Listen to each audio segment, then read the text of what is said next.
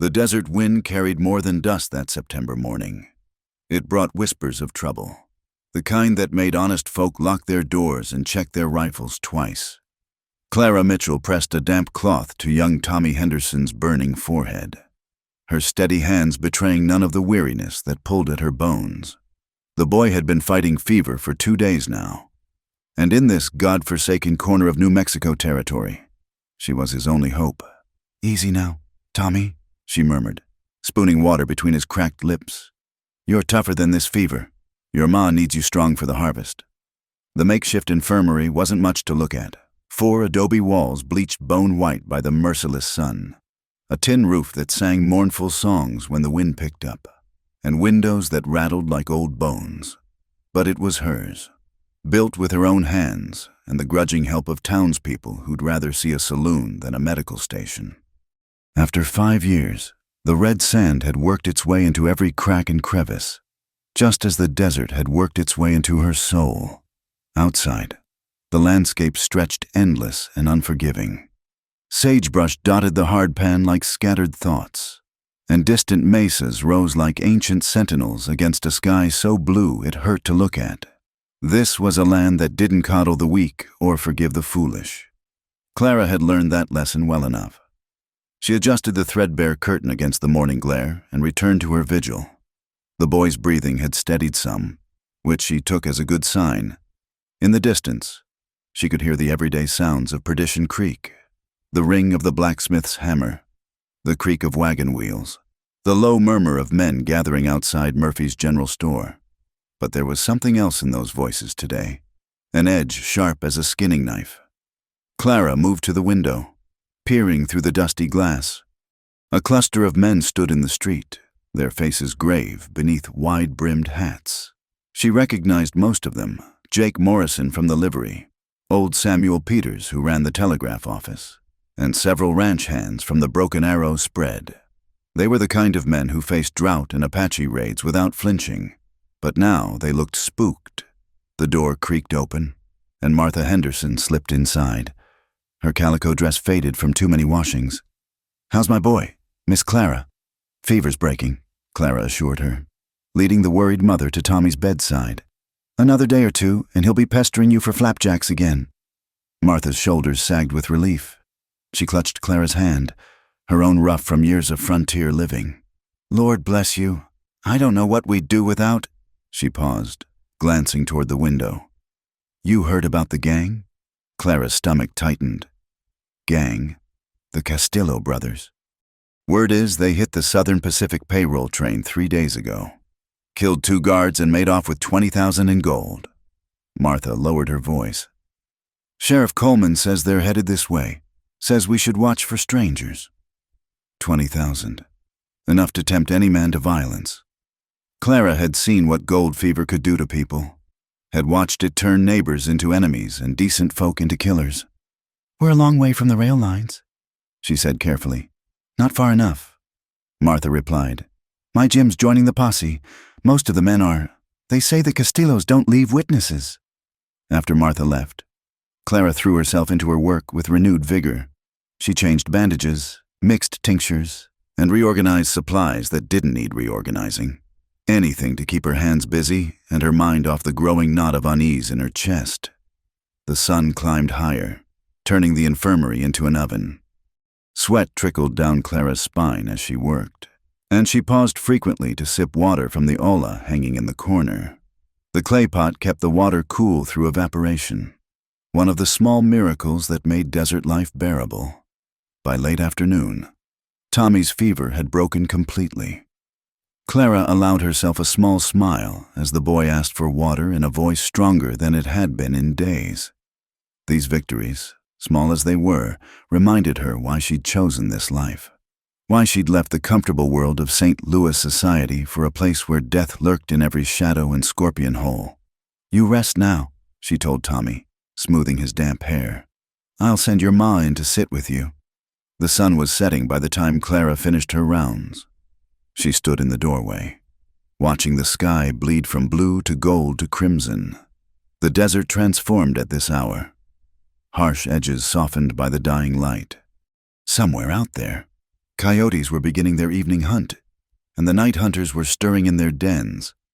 She was about to close the door when she saw him, a lone rider, moving slow across the darkening plain.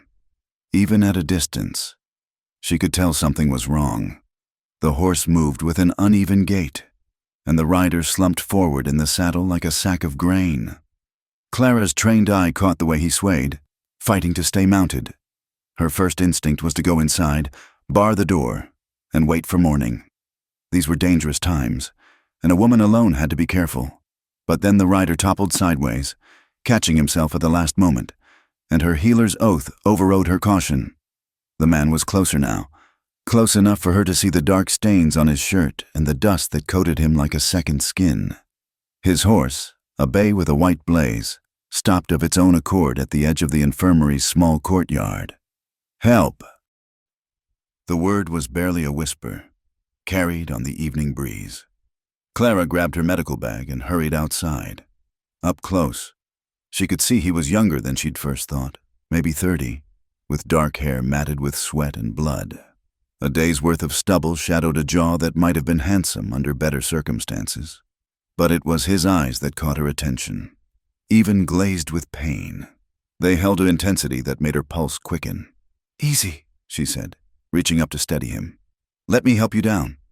He half fell, half slid from the saddle, and Clara staggered under his weight. He was solid muscle beneath the blood and dust, and it took all her strength to guide him toward the infirmary door. Her mind catalogued injuries even as she moved. Bullet wound in the left shoulder, possibly another in his side. Multiple contusions, signs of severe dehydration. "Castillo's?" she asked, though she wasn't sure why. He shook his head, a movement that seemed to cost him dearly. "No, running! From them!" Clara's blood chilled. If he was running from the Castillo gang, that meant they might not be far behind. She glanced back at the darkening horizon, searching for telltale dust clouds or the glint of gunmetal. Nothing yet, but that didn't mean much. The desert was full of hiding places. She should turn him away, should point him toward the sheriff's office and wash her hands of whatever trouble he'd brought to her door. It would be the smart thing, the safe thing, the thing any sensible woman would do. Instead, she tightened her grip on his arm and helped him inside. "What's your name?" she asked as she lowered him onto the examination table. "Eli," he managed through gritted teeth. "Eli Calhoun." Clara lit the kerosene lamps, their warm glow pushing back the gathering darkness. In the better light, she could see the full extent of his injuries. Someone had worked him over good before shooting him. His face bore the marks of fists, and his knuckles were split and swollen from fighting back. "This is going to hurt," she warned, beginning to cut away his shirt. "Can't hurt worse than it already does," he said, attempting what might have been a smile. Clara worked quickly and efficiently, her hands steady despite the gravity of the situation. The shoulder wound was clean. The bullet had passed through without hitting bone or major vessels. The graze along his ribs was messier but superficial. What worried her more were the signs of prolonged pursuit, the dehydration, the exhaustion etched in every line of his body, the way his hand kept moving toward his empty holster. "How long have you been running?" she asked, cleaning the wounds with carbolic solution. 3 days, Eli said, his voice tight with pain. "Maybe 4. Lost track after Copper Canyon." Copper Canyon was 50 miles north, through some of the roughest country in the territory. No wonder he looked like he'd been through hell. Clara threaded a needle, sterilizing it in the lamp flame. "This is going to need stitches. I can give you some laudanum for the pain." "No." His hand caught her wrist, gentle but firm. "Need to keep my wits about me." Their eyes met, and Clara felt something pass between them, an understanding, perhaps, or recognition of kindred spirits. She'd seen that same wariness in her own reflection, the careful distance maintained by those who'd learned not to trust too easily. "All right," she said softly, "but at least let me give you some whiskey, for medicinal purposes." This time his smile was genuine, transforming his battered face. "Now that's medicine I can approve of." Clara fetched the bottle she kept for such occasions, pouring a generous measure. Eli downed it in one swallow, then nodded for her to continue. She worked by lamplight, her stitches small and neat, designed to minimize scarring. He bore the pain stoically, only the white-knuckled grip on the table's edge betraying his discomfort. "You're not from around here," she observed, tying off the last suture. "Texas originally. Been drifting for a while now." He studied her with those intense eyes. "You neither. That accent says Eastern Finishing School." "St. Louis," Clara admitted, wrapping clean bandages around his shoulder. "Though that was a lifetime ago. What's a St. Louis lady doing in a place like Perdition Creek?" Clara's hand stilled for a moment. "Same as everyone else, I suppose, looking for something I couldn't find back home." She helped him sit up, noting the way he swayed slightly. "You need rest and food. When's the last time you ate?" "Can't remember." He caught her arm as she turned away. "Miss Mitchell. Clara Mitchell. Miss Mitchell." His voice was serious now, urgent. "I'm grateful for your help, but you need to know, those men hunting me, they don't much care who gets caught in the crossfire. Might be better if I moved on." Clara looked at him, really looked, beneath the injuries and trail dust. She saw a man pushed to his limits but not broken. There was honor in his offer to leave, to spare her the danger he'd brought. But there was also desperation, the bone-deep exhaustion of someone who'd been running too long. "You wouldn't make it a mile in your condition," she said firmly. "And I didn't spend the last hour patching you up just to have you undo my work." She moved to the window, pulling the curtain aside to peer into the darkness. "Besides, the Castillos are the least of your worries right now. Half the town's formed a posse. They're shoot first, ask questions later types." "I'm no outlaw," Eli said quietly. "Never said you were." Clara let the curtain fall back.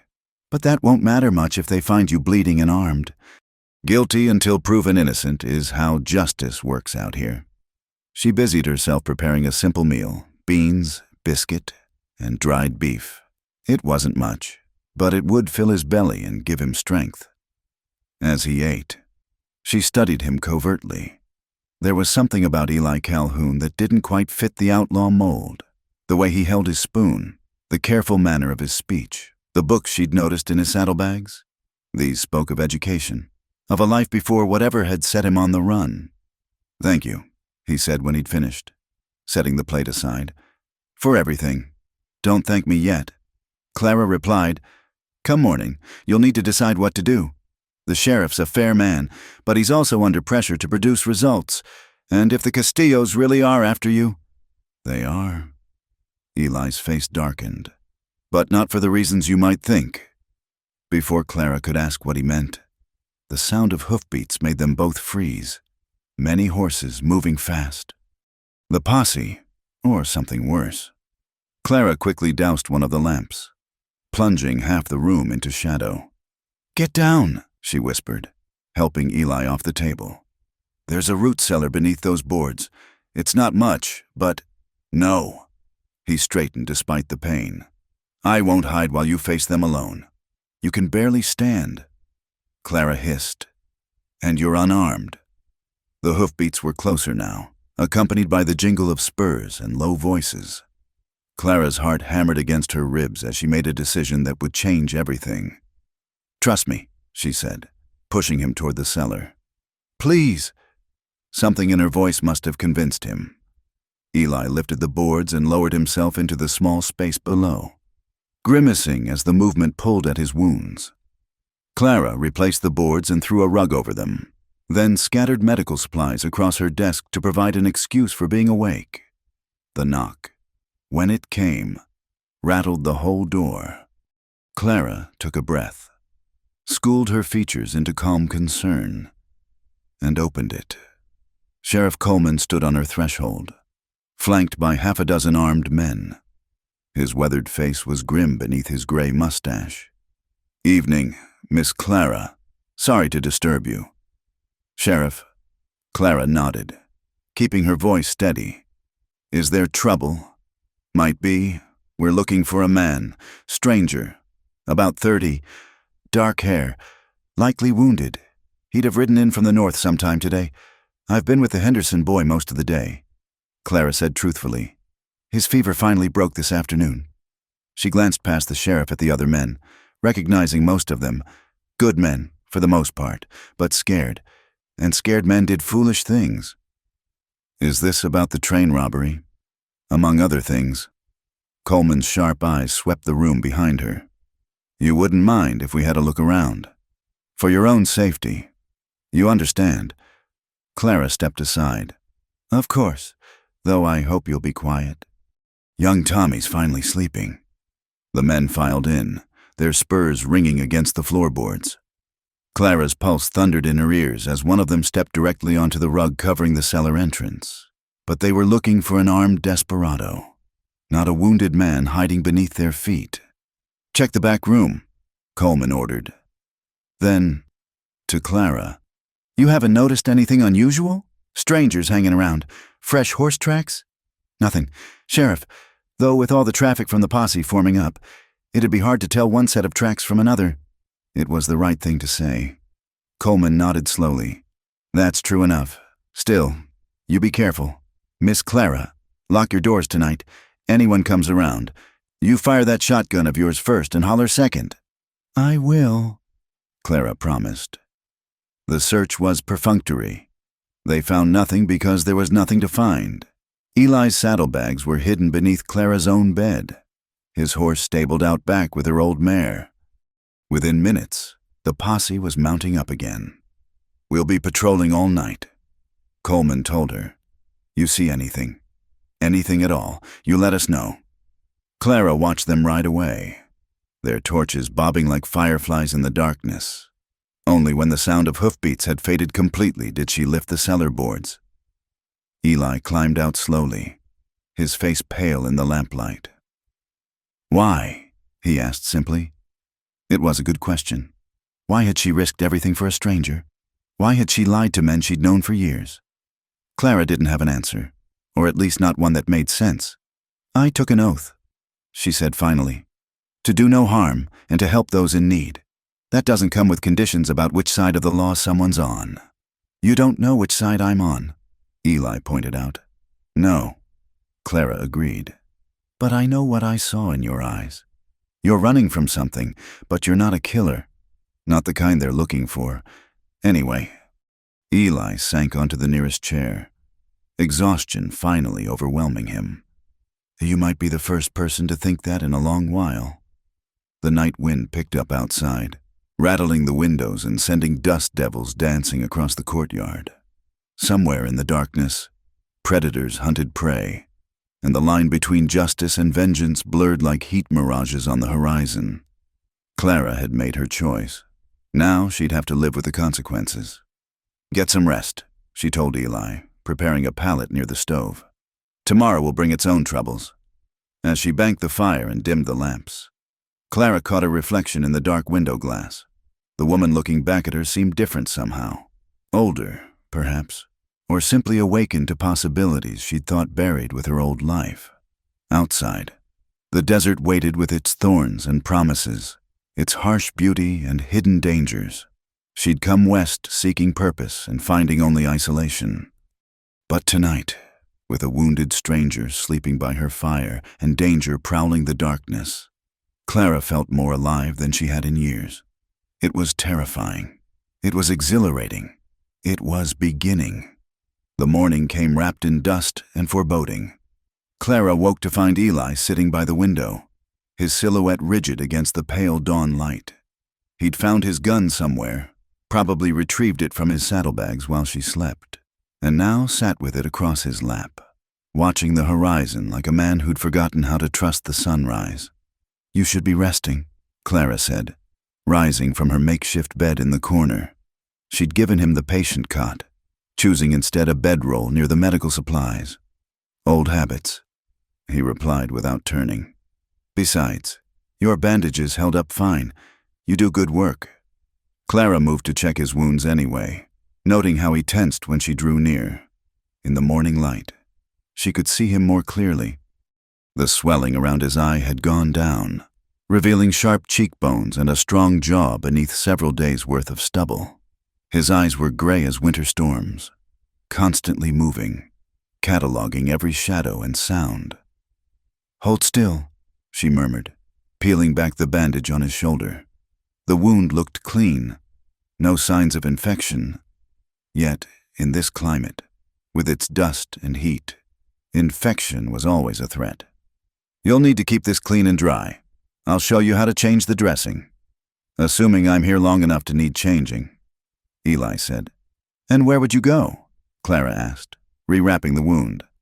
"The posse's still out there, and if what you say about the Castillos is true—" "It's true." His voice carried the weight of certainty. "They'll come. Maybe not today. Maybe not tomorrow. But soon." Clara returned to her medical supplies, mixing a tonic of willow bark and feverfew. The familiar routine steadied her nerves. "Tell me about them. The Castillos." Eli was quiet for so long she thought he wouldn't answer. Then, Joaquin and Miguel, brothers out of Sonora. They started small, cattle rustling, stage holdups. But Joaquin's ambitious, smart, too. He's built himself a proper gang. Maybe 20 men. They hit hard and fast, leave nothing but corpses and questions. And they're after you because I have something they want. Eli turned from the window, his eyes finding hers. Or rather, I know where something is, something they think belongs to them. Clara handed him the tonic. "The train gold?" "No." He downed the bitter medicine without flinching. "Something worth more than gold to the right people. Information." Before Clara could probe further, the sound of an approaching wagon made them both freeze, but it was only Ben Morrison from the Mercantile, making his weekly delivery.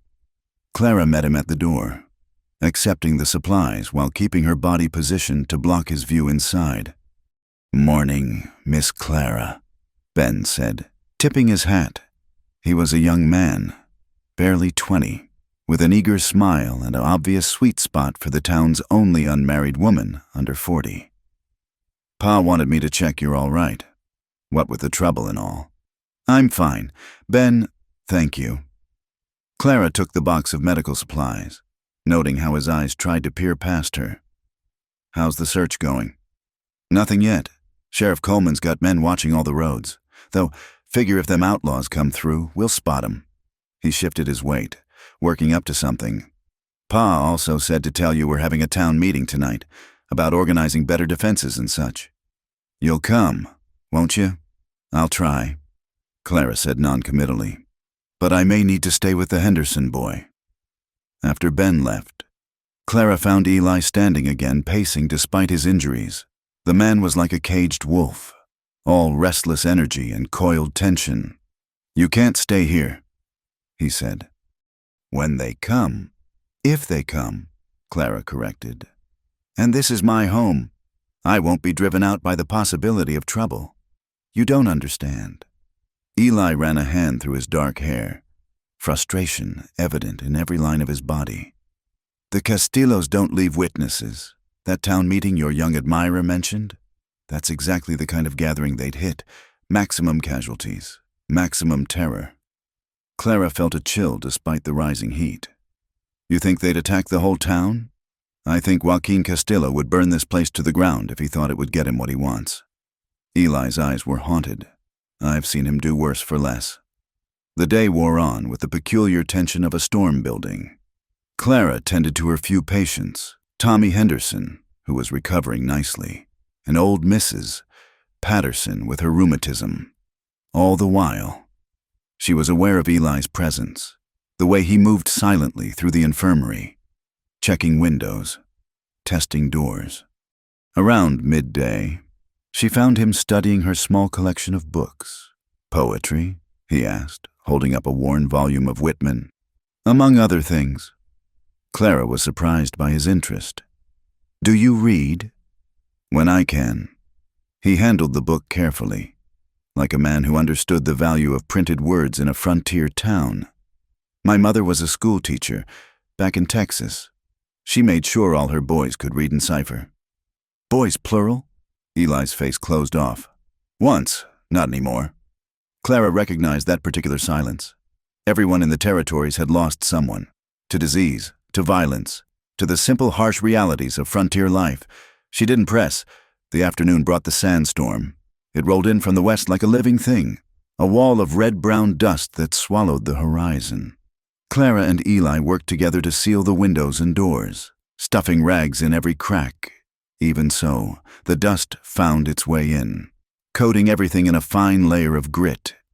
"Perfect cover for an approach," Eli muttered, peering through a gap in the boards.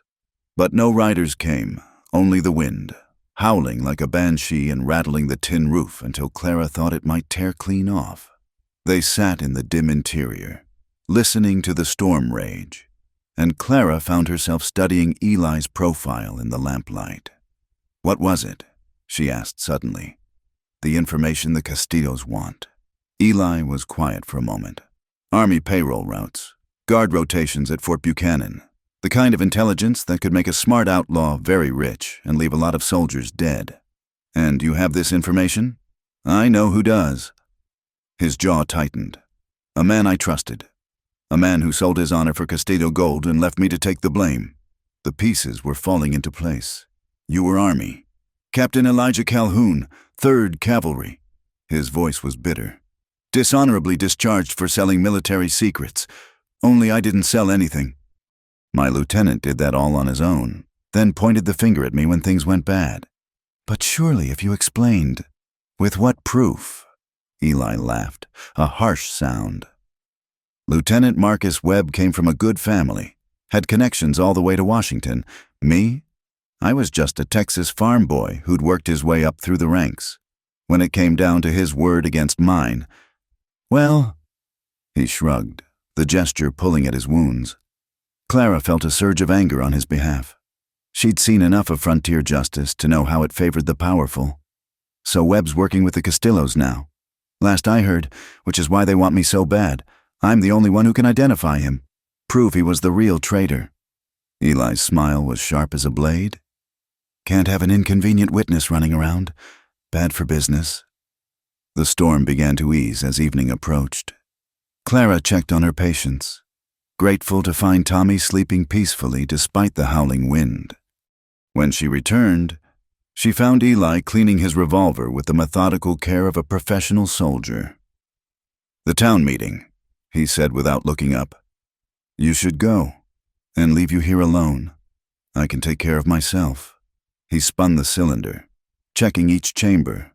"Besides, it'll look suspicious if you don't show. People will talk." He was right, and Clara hated it. But maintaining appearances was crucial in a small town. Any deviation from routine would be noticed, commented upon, investigated. "I'll go," she agreed. "But I'm locking you in, and if anyone comes, I'll handle it." His gray eyes met hers. "I've brought you enough trouble. I won't bring you more." The town hall was crowded when Clara arrived, every bench filled with worried faces. Sheriff Coleman stood at the front, his badge glinting in the lantern light. Beside him stood a man Clara didn't recognize, tall, well-dressed, with the bearing of military command. "Folks, this here's Marcus Webb," Coleman announced. "Lieutenant Webb's been sent by Fort Buchanan to help us with our outlaw problem." Clara's blood turned to ice. Webb. The same name Eli had mentioned. She forced herself to remain calm, to show nothing on her face as the lieutenant stepped forward. "Good people of Perdition Creek," Webb began, his voice cultured and commanding. "I'm here to assure you that the Army takes this threat seriously. The Castillo gang will be brought to justice, along with any Confederates they might have in the area." His eyes swept the crowd, and Clara could have sworn they lingered on her for a moment. He was handsome in a sharp way, with pale eyes and prematurely silver hair that gave him a distinguished air. But there was something cold about him, something that made her skin crawl. "We have reason to believe," Webb continued, "that the gang may be working with someone on the inside. Someone who's been feeding them information about payrolls and shipping schedules."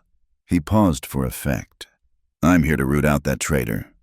The meeting continued with discussions of patrols and defensive measures, but Clara heard little of it.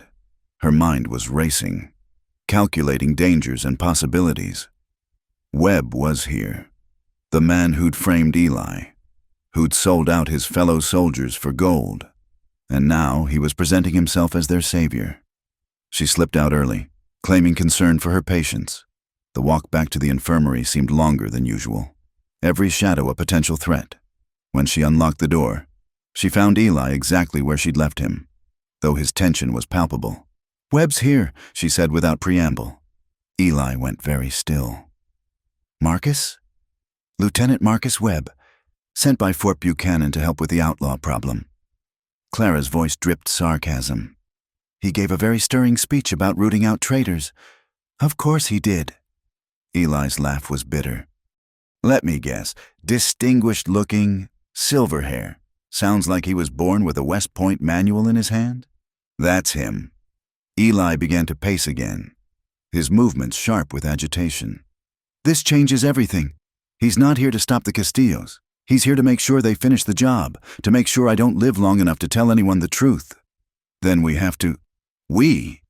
Eli stopped pacing, fixing her with those storm-gray eyes. "There is no we. Clara, this is my fight, my past catching up. You've done more than enough. By harboring a fugitive? By lying to the sheriff?" Clara felt her own temper rising. "I'm already involved, whether you like it or not. Webb saw me at the meeting.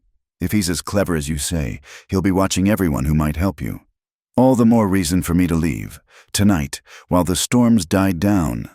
You'll die out there," Clara said flatly. "If your wounds don't kill you, the Castillos will. Or Webb will make sure the posse finds you and shoots you trying to escape. Better than bringing death to your door." They stood facing each other in the lamplight, the air between them charged with more than anger. Clara saw the fear in his eyes, not for himself, but for her. It was that fear, that caring for her safety, that made her decision. "I became a healer because I believe in saving lives," she said quietly. "All lives, not just the convenient ones.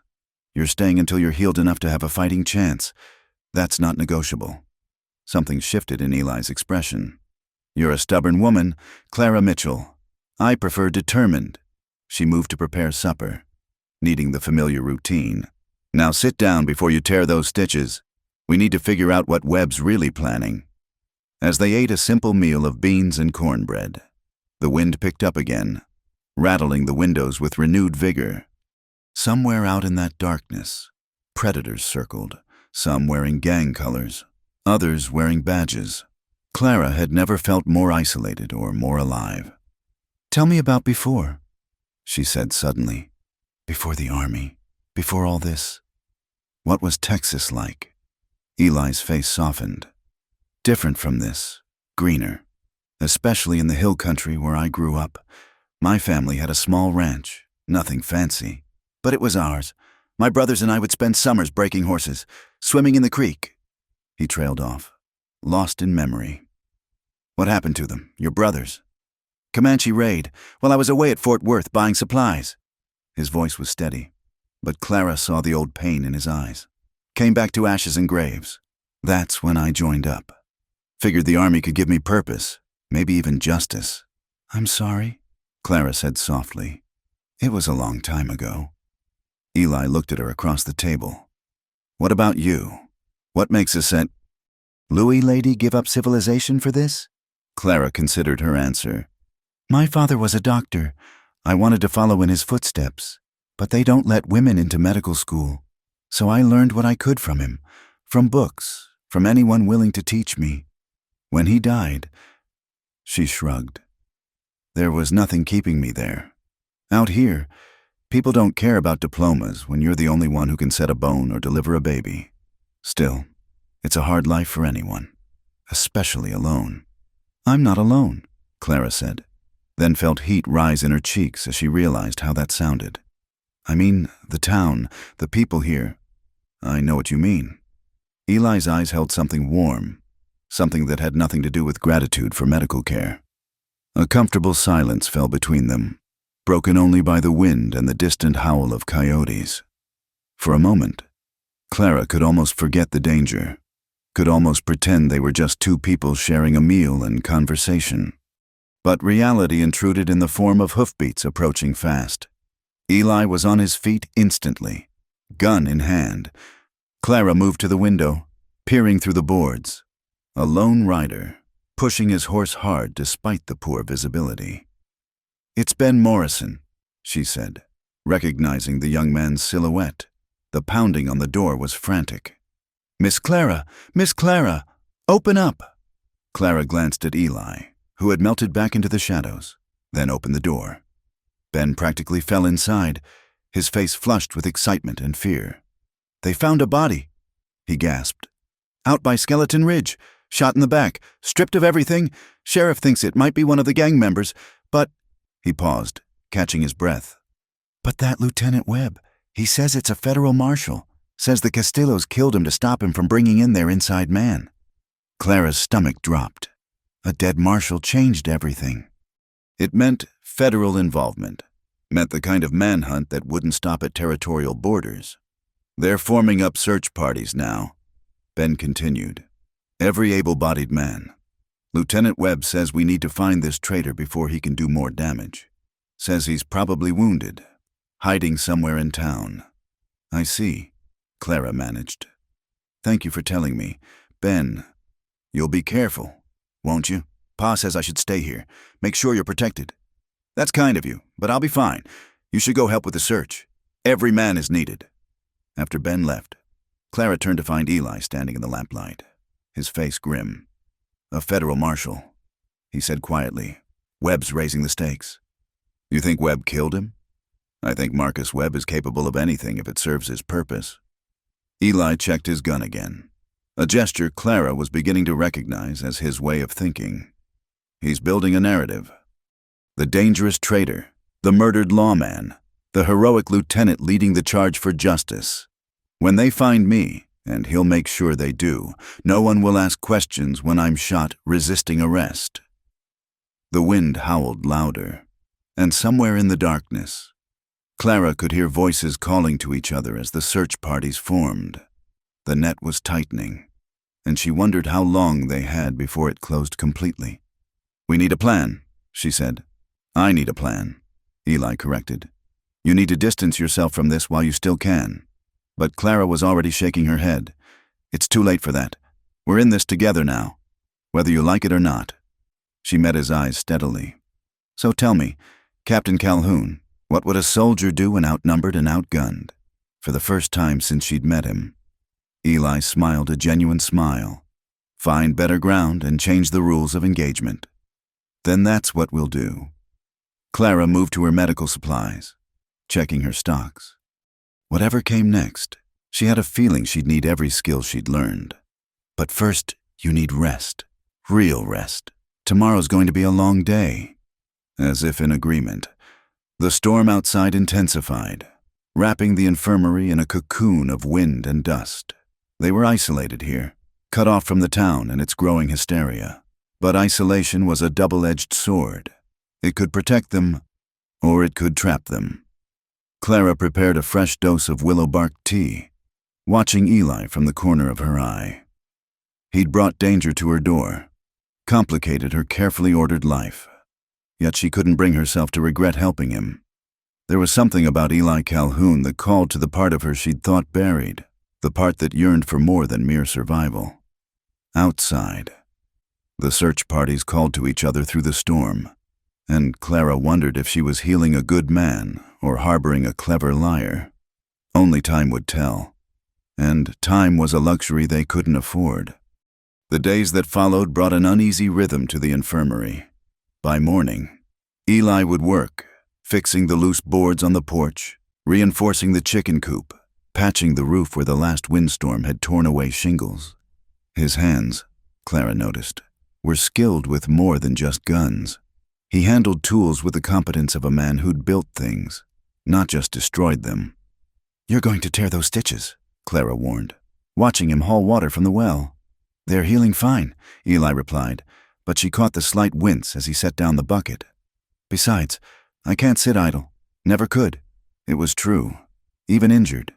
Eli moved with restless energy, finding tasks that needed doing around the infirmary.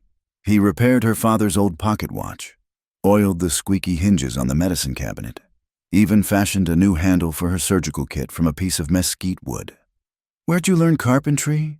Clara asked one afternoon, finding him planing a board smooth. "My father, he always said a man should know how to build something besides a reputation." Eli ran his hand along the wood, checking for rough spots. "Course, he probably didn't imagine I'd end up with the kind of reputation I've got now. The work served another purpose. It gave him reason to be there if anyone came calling. A hired hand, earning his keep while recovering from an accident." It was a thin story, but it held up under casual scrutiny. Several townsfolk had seen him working, had even exchanged brief pleasantries. Just another drifter picking up odd jobs. Nothing remarkable about that in a frontier town, but the tension never left his shoulders, and his gun was always within reach. On the third night, Clara found herself sitting beside him on the porch, watching the stars emerge in the cooling air. The desert transformed at this hour, harsh edges softened by twilight, and the smell of sage carried on the breeze. "It's beautiful here," Eli said quietly. "Different from Texas, but beautiful in its own way. Most people just see the hardship." Clara replied, "The heat, the dust, the isolation.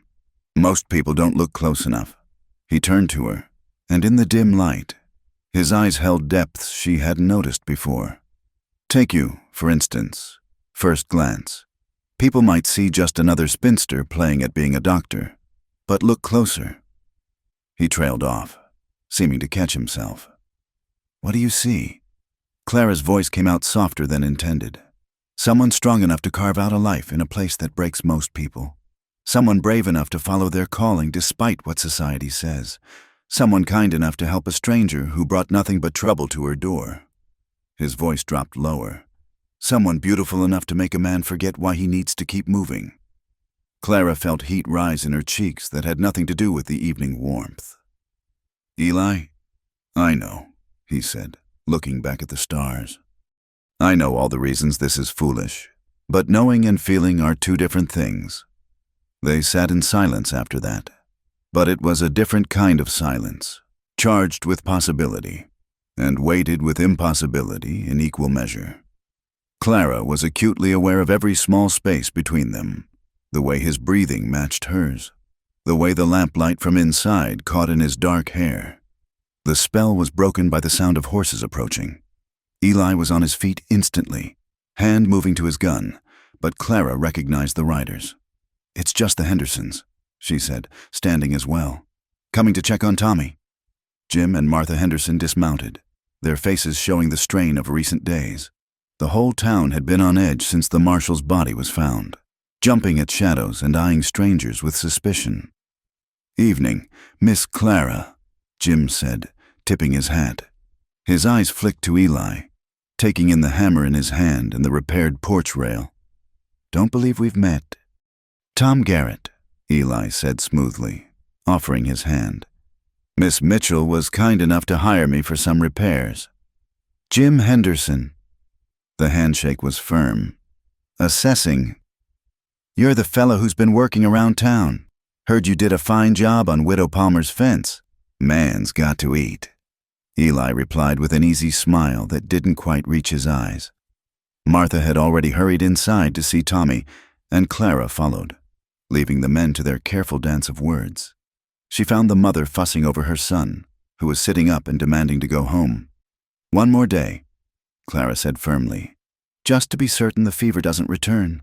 "You've been so good to us," Martha said, pressing a small bundle into Clara's hands.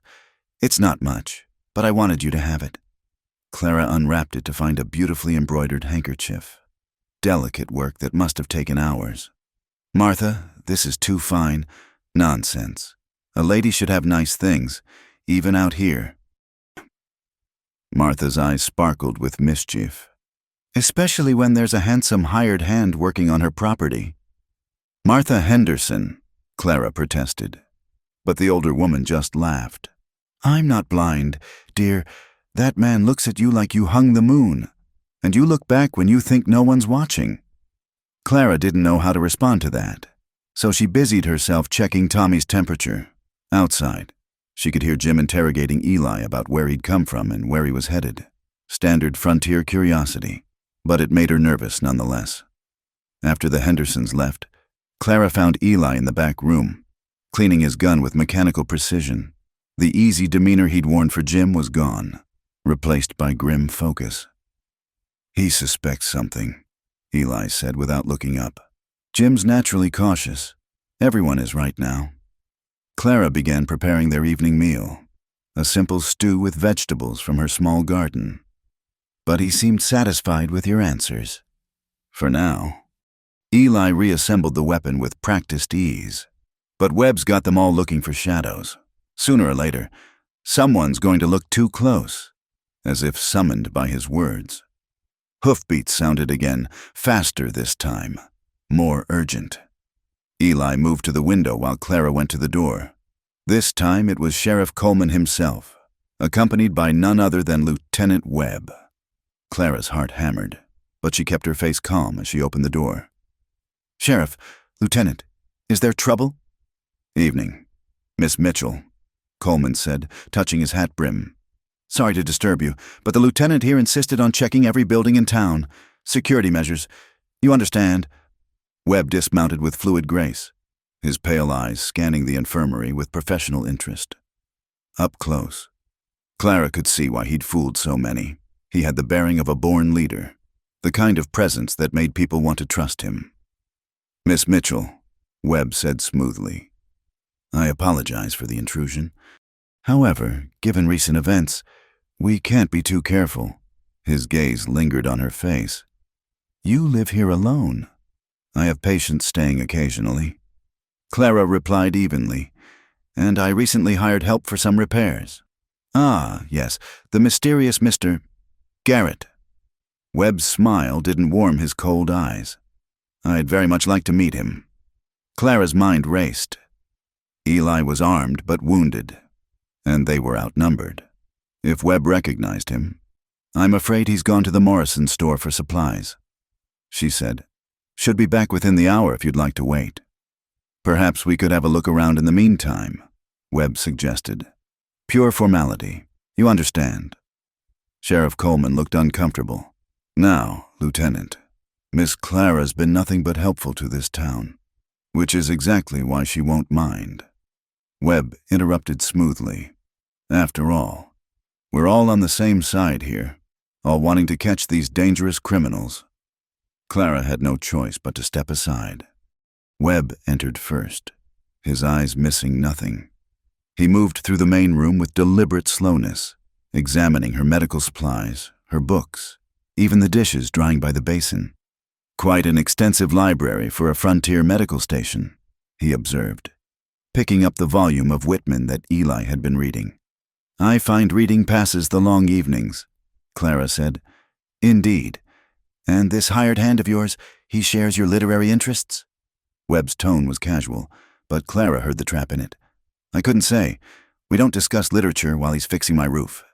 Webb moved toward the back room, and Clara's pulse skyrocketed. Eli was in there, armed and ready. If Webb opened that door— "Lieutenant," Sheriff Coleman interjected, "I think we've imposed enough on Miss Mitchell's hospitality. The lady's got patients to tend to." Webb paused, his hand on the door handle. For a moment, Clara thought he would ignore the sheriff. Then he smiled, a cold, calculating expression, and stepped back. "Of course. My apologies. Miss Mitchell, one can't be too thorough in these matters." He moved back toward the entrance, then paused. "Oh, I nearly forgot. We're organizing a social tomorrow evening, a dance at the town hall, to lift people's spirits during these trying times. I do hope you'll attend." It wasn't really a request. Clara recognized the command beneath the courtesy. "I'll try to make it, Lieutenant." "Excellent. And do bring your Mr. Garrett. I'm quite eager to meet him." After they left, Clara's knees nearly buckled with relief. She sank into a chair, hands trembling slightly. The back room door opened, and Eli emerged, his face tight with controlled fury. "He knows," Eli said flatly. "Maybe not for certain, but he suspects." "The dance," Clara said. "It's a trap, or a test."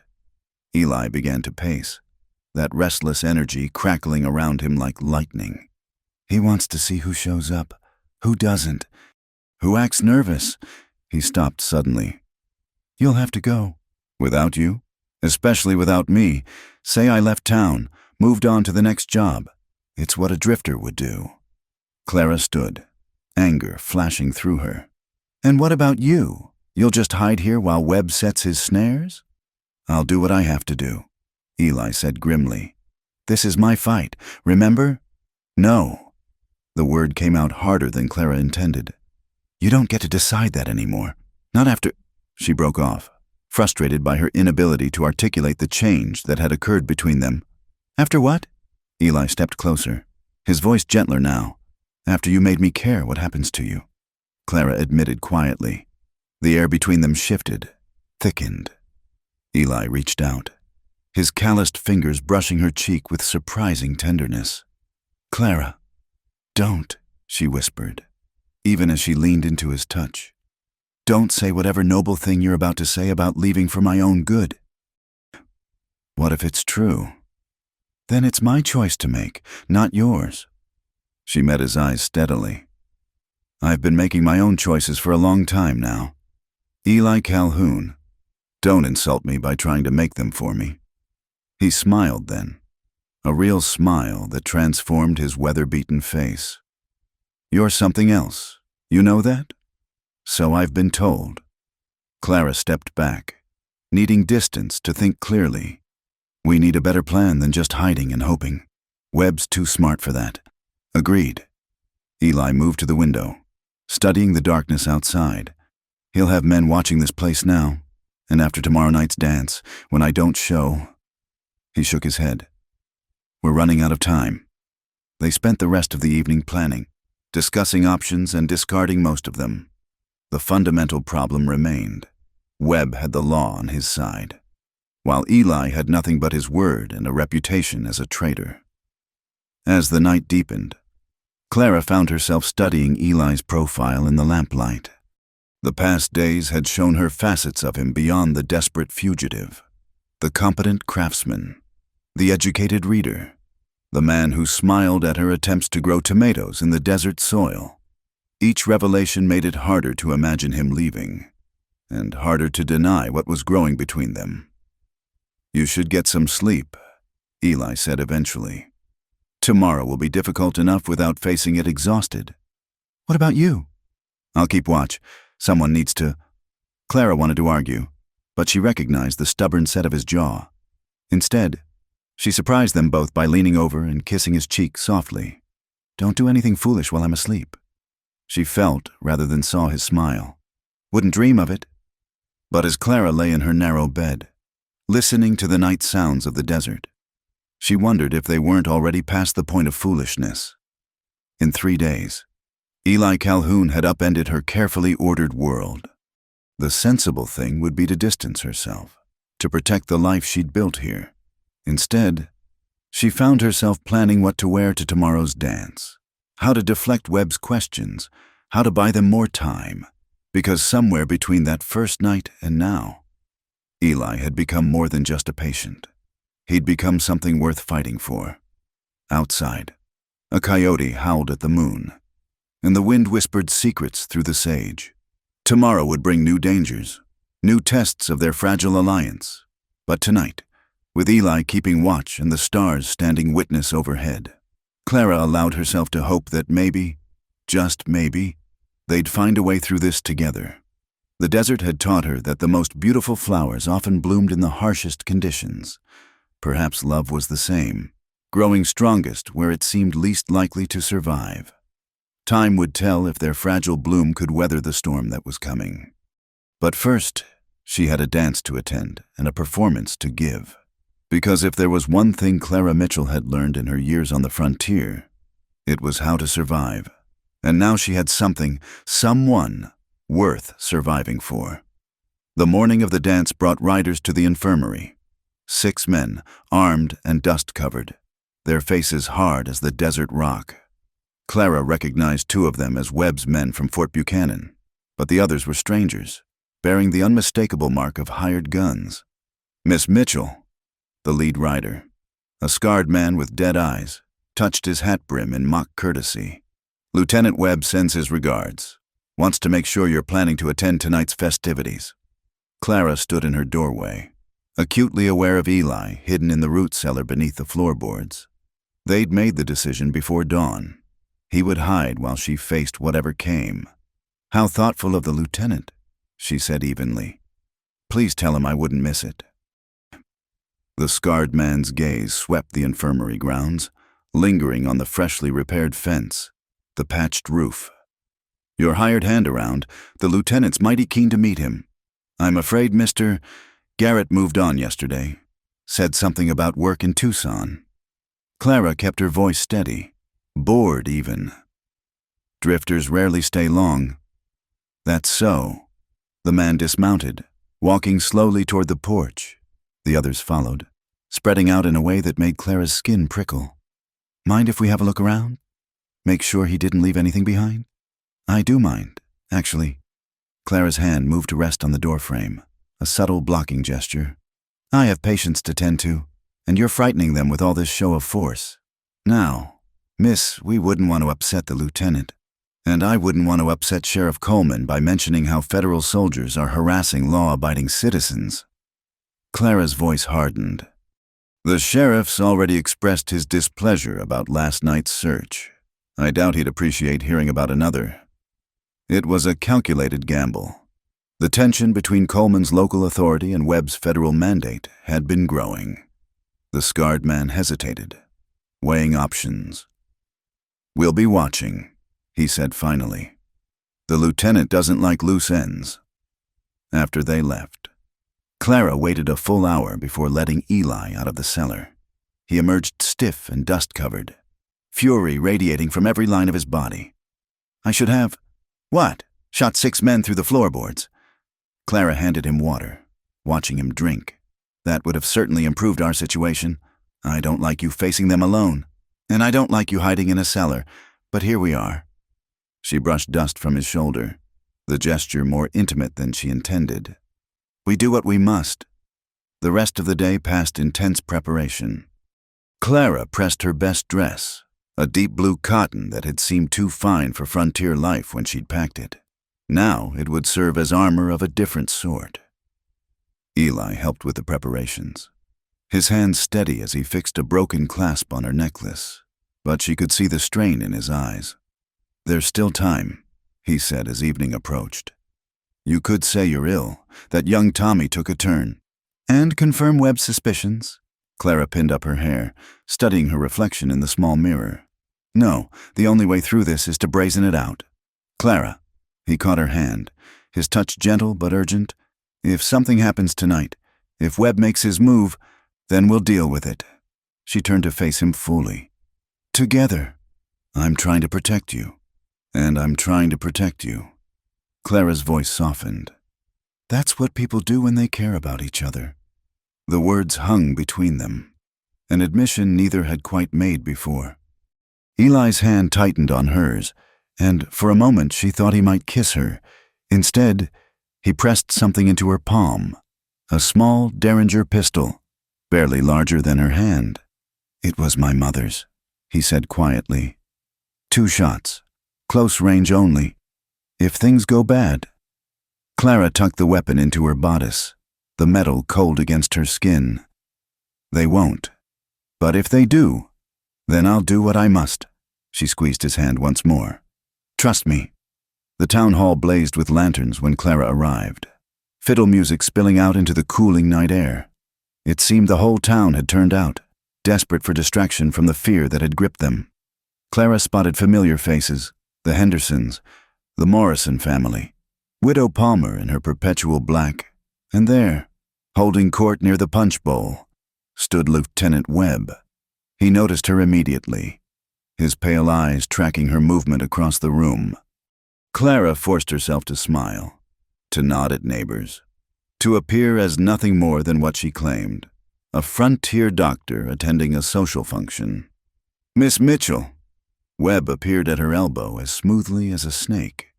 "How lovely you look this evening." "Lieutenant." Clara accepted the cup of punch he offered, though her stomach roiled at the thought of drinking it. Quite a turnout. Indeed. Fear has a way of bringing people together. His smile was razor sharp. I notice you came alone. As I mentioned, Mr. Garrett has moved on. How unfortunate. I was so looking forward to meeting him. Webb's eyes never left her face. Tell me, what kind of man seeks work in such an isolated place? The kind who needs money and asks few questions.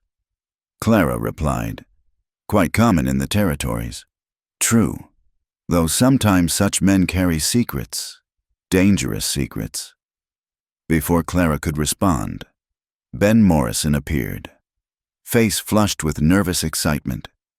Miss Clara, might I have this dance? She accepted gratefully, allowing Ben to lead her into the swirling couples. The young man was an enthusiastic if clumsy dancer, and Clara found herself genuinely smiling as he counted steps under his breath. You look real pretty tonight, Miss Clara, Ben said, narrowly avoiding her toes. Pa says you should dance with that Lieutenant Webb, but I don't trust him. Something cold about that man. Your instincts serve you well. Clara murmured, then louder, Thank you, Ben, you're very kind. The dance ended, and Clara found herself passed from partner to partner, a frontier courtesy that kept the women in constant motion and the men in good spirits. But she was always aware of Webb watching, waiting for something. It came during a break in the music. Clara had stepped outside for air, the desert night a blessed relief after the crowded hall. She wasn't alone long. Interesting news from Fort Buchanan, Webb said, materializing from the shadows. They found papers in the dead marshal's possession, documents suggesting Captain Calhoun had an accomplice, a woman. Clara's blood chilled, but she kept her voice steady. How fascinating. Though I thought Captain Calhoun was the traitor you're hunting? Oh, he is, but traitors rarely work alone. Webb moved closer, and Clara smelled bay rum and something darker, like gun oil. Curious thing, the woman's description matches a certain helpful medical practitioner, one who's been seen aiding strangers. I aid anyone who needs it. Lieutenant, it's my calling. Noble, but nobility can be misguided. His hand shot out, gripping her wrist with surprising strength. Where is he? Miss Mitchell? I don't know what you mean. Don't insult my intelligence. His grip tightened painfully. I know Calhoun was here. I know you helped him.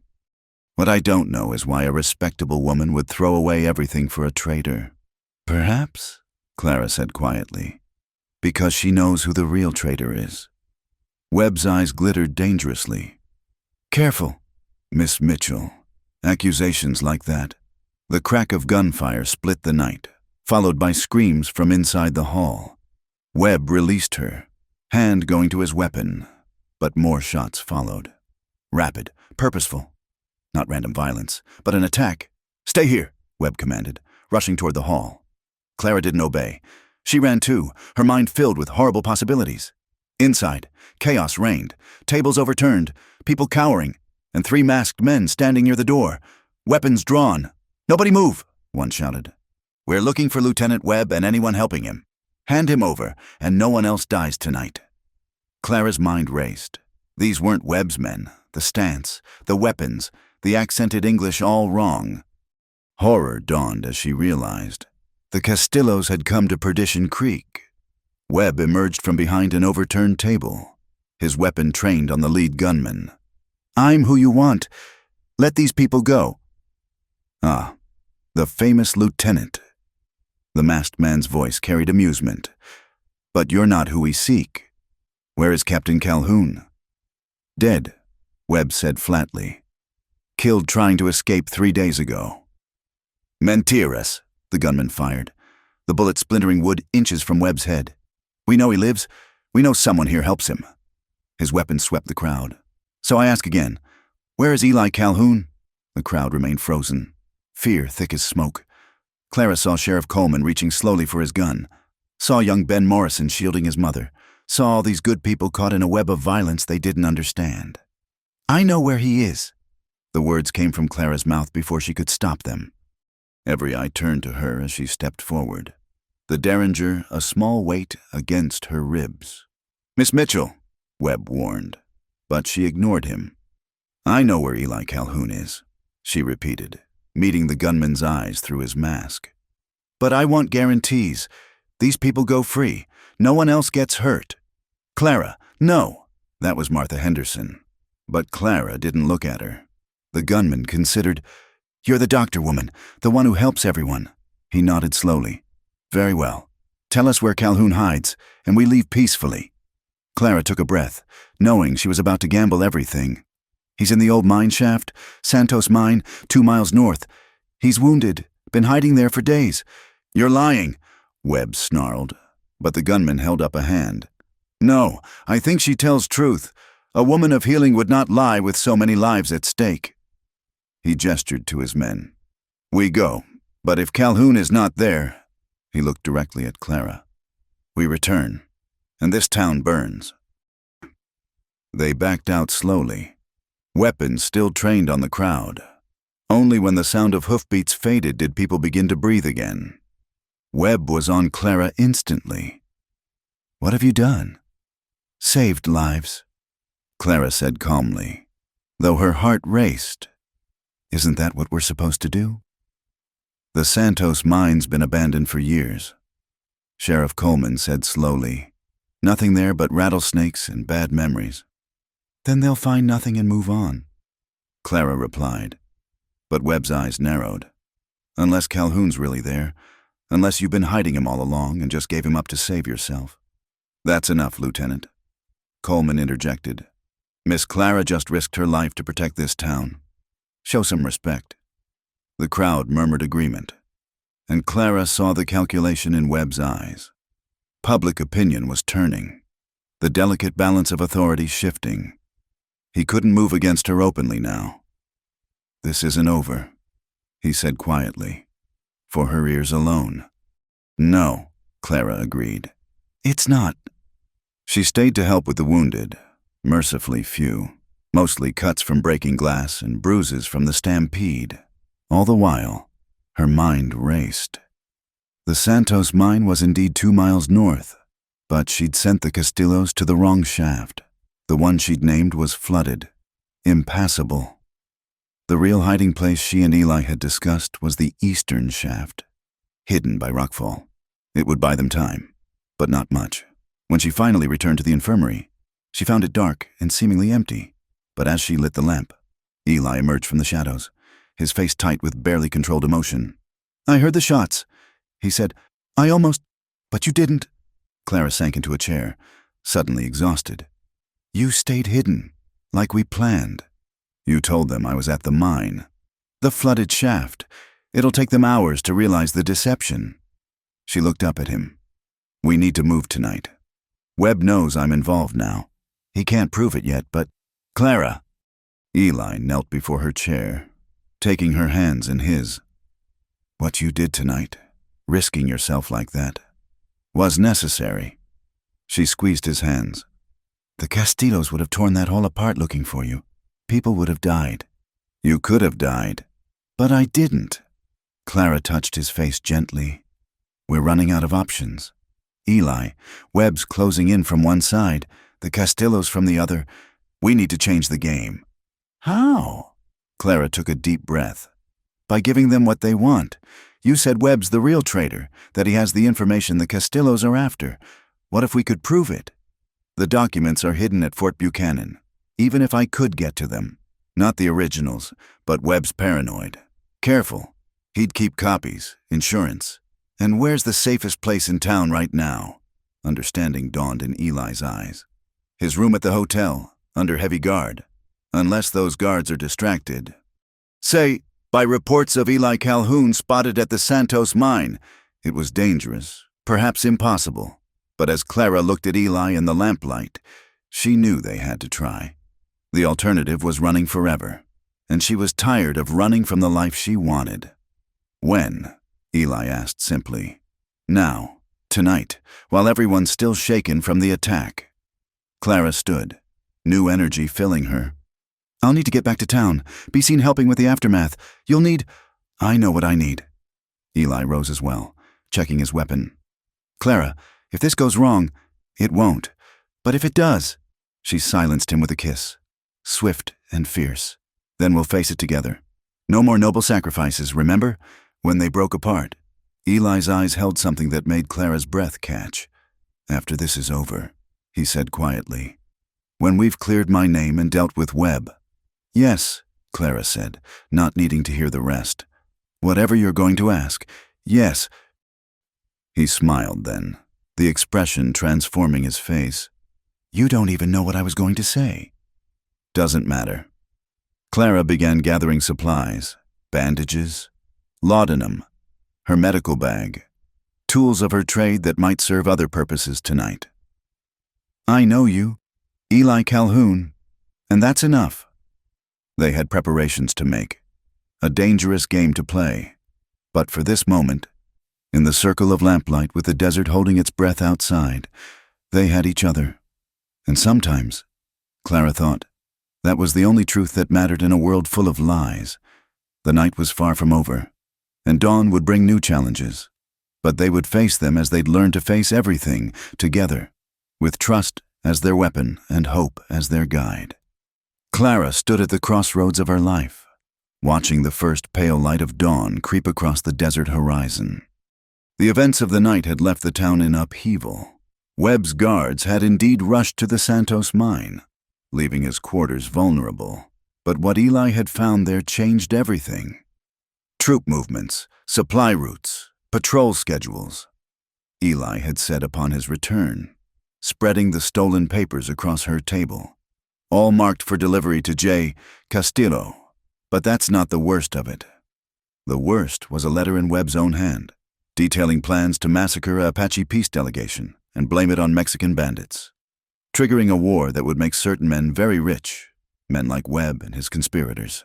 Now Clara faced an impossible choice. A rider had arrived at dawn, young Samuel from the telegraph office, his face grave with news. Package came for you, Miss Clara, he'd said, handing her a sealed envelope. Man who sent it said you'd understand. Inside was a single sheet of paper and a photograph. The paper bore 2 words, choose wisely. The photograph showed her sister's children in St. Louis, playing in a garden she recognized. The threat was clear. He knows about your family, Eli said quietly, standing beside her. Webb's reach is longer than we thought. Clara's hands trembled as she held the photograph. Elizabeth's children, her nephews she'd left behind when she came west. He wouldn't. He would. Eli's voice was grim. I've seen what Webb does to leverage. Your choice is clear. Save your family or save mine. Turn me in. Go back to your life. And your sister's children stay safe. That's not a choice, Clara said fiercely. That's extortion. That's the world we live in. Eli turned away, his shoulders rigid. I won't let you sacrifice. Stop. Clara's voice cut through his words. Just stop. You think I could live with myself if I betrayed you? You think I could look at my patients, my neighbors, knowing I'd handed an innocent man over to die? Your family would be ashamed of me. Clara set the photograph down carefully. My sister raised her children to know right from wrong. What lesson would I teach them by choosing safety over justice? Clara, no, listen to me. She moved to face him, taking his hands in hers. You asked me something last night, before all this. You never finished the question, but I answered anyway. Do you know why? Eli's gray eyes searched hers. Why? Because I've spent 5 years out here healing bodies while my own soul withered from loneliness. Because you walked into my life bleeding and desperate, and somehow made me feel more alive than I've felt since leaving St. Louis. Her voice dropped to a whisper. Because I love you, Eli Calhoun, and I won't let Webb or the Castillos or anyone else take that from me. The words hung between them like a challenge to the universe. Eli's hands tightened on hers, and when he spoke, his voice was rough with emotion. I love you too, he said simply, which is why I have to go. Eli, hear me out. He pulled her close, resting his forehead against hers. Webb expects you to make a choice by noon. Either you deliver me or those children suffer. But there's a third option. What third option? I turn myself in. Not to Webb, to Sheriff Coleman, publicly, with the whole town watching. I present the evidence we found. Tell my story. Either Coleman arrests Webb for treason, or—" he trailed off. "Or Webb kills you before you can speak." Clara finished. "Maybe, but it's the only way to protect everyone. Your family, you, this town." Eli pulled back to look at her. "It's the soldier's choice. Risk one life to save many." Clara felt tears burning her eyes. "I hate your soldier's choices." "I know." He brushed a tear from her cheek. "But you understand them. It's one of the many reasons I love you." A knock at the door interrupted them. Clara quickly wiped her eyes and went to answer it, finding Martha Henderson on her doorstep. "Clara, dear, Martha stopped, taking in Clara's red eyes and Eli standing in the shadows. Oh my, Martha, no, don't explain." The older woman stepped inside, closing the door firmly behind her. "I'm not as blind as some folks. That's not Tom Garrett standing there. Is it?" Eli stepped forward. "Ma'am, you're the one they're hunting, the one who's got Webb so twisted up." Martha studied him shrewdly. "Also the one who's put that light back in Clara's eyes?" "Martha, please," Clara began, but her friend held up a hand. "I came to warn you. Webb's gathering men, planning something for noon. Word is he's got proof about where the traitor's been hiding." Martha's eyes were knowing. "Thought you should have time to make arrangements." "Thank you," Clara said quietly. "Don't thank me yet." Martha reached into her basket, pulling out a wrapped bundle. Fresh bread and preserves. Road food. If anyone were planning a journey. There's also a map to my cousin's ranch in California. He owes me favors. Clara hugged the older woman tightly. "Martha Henderson, you're a wonder." "I'm a woman who knows love when she sees it."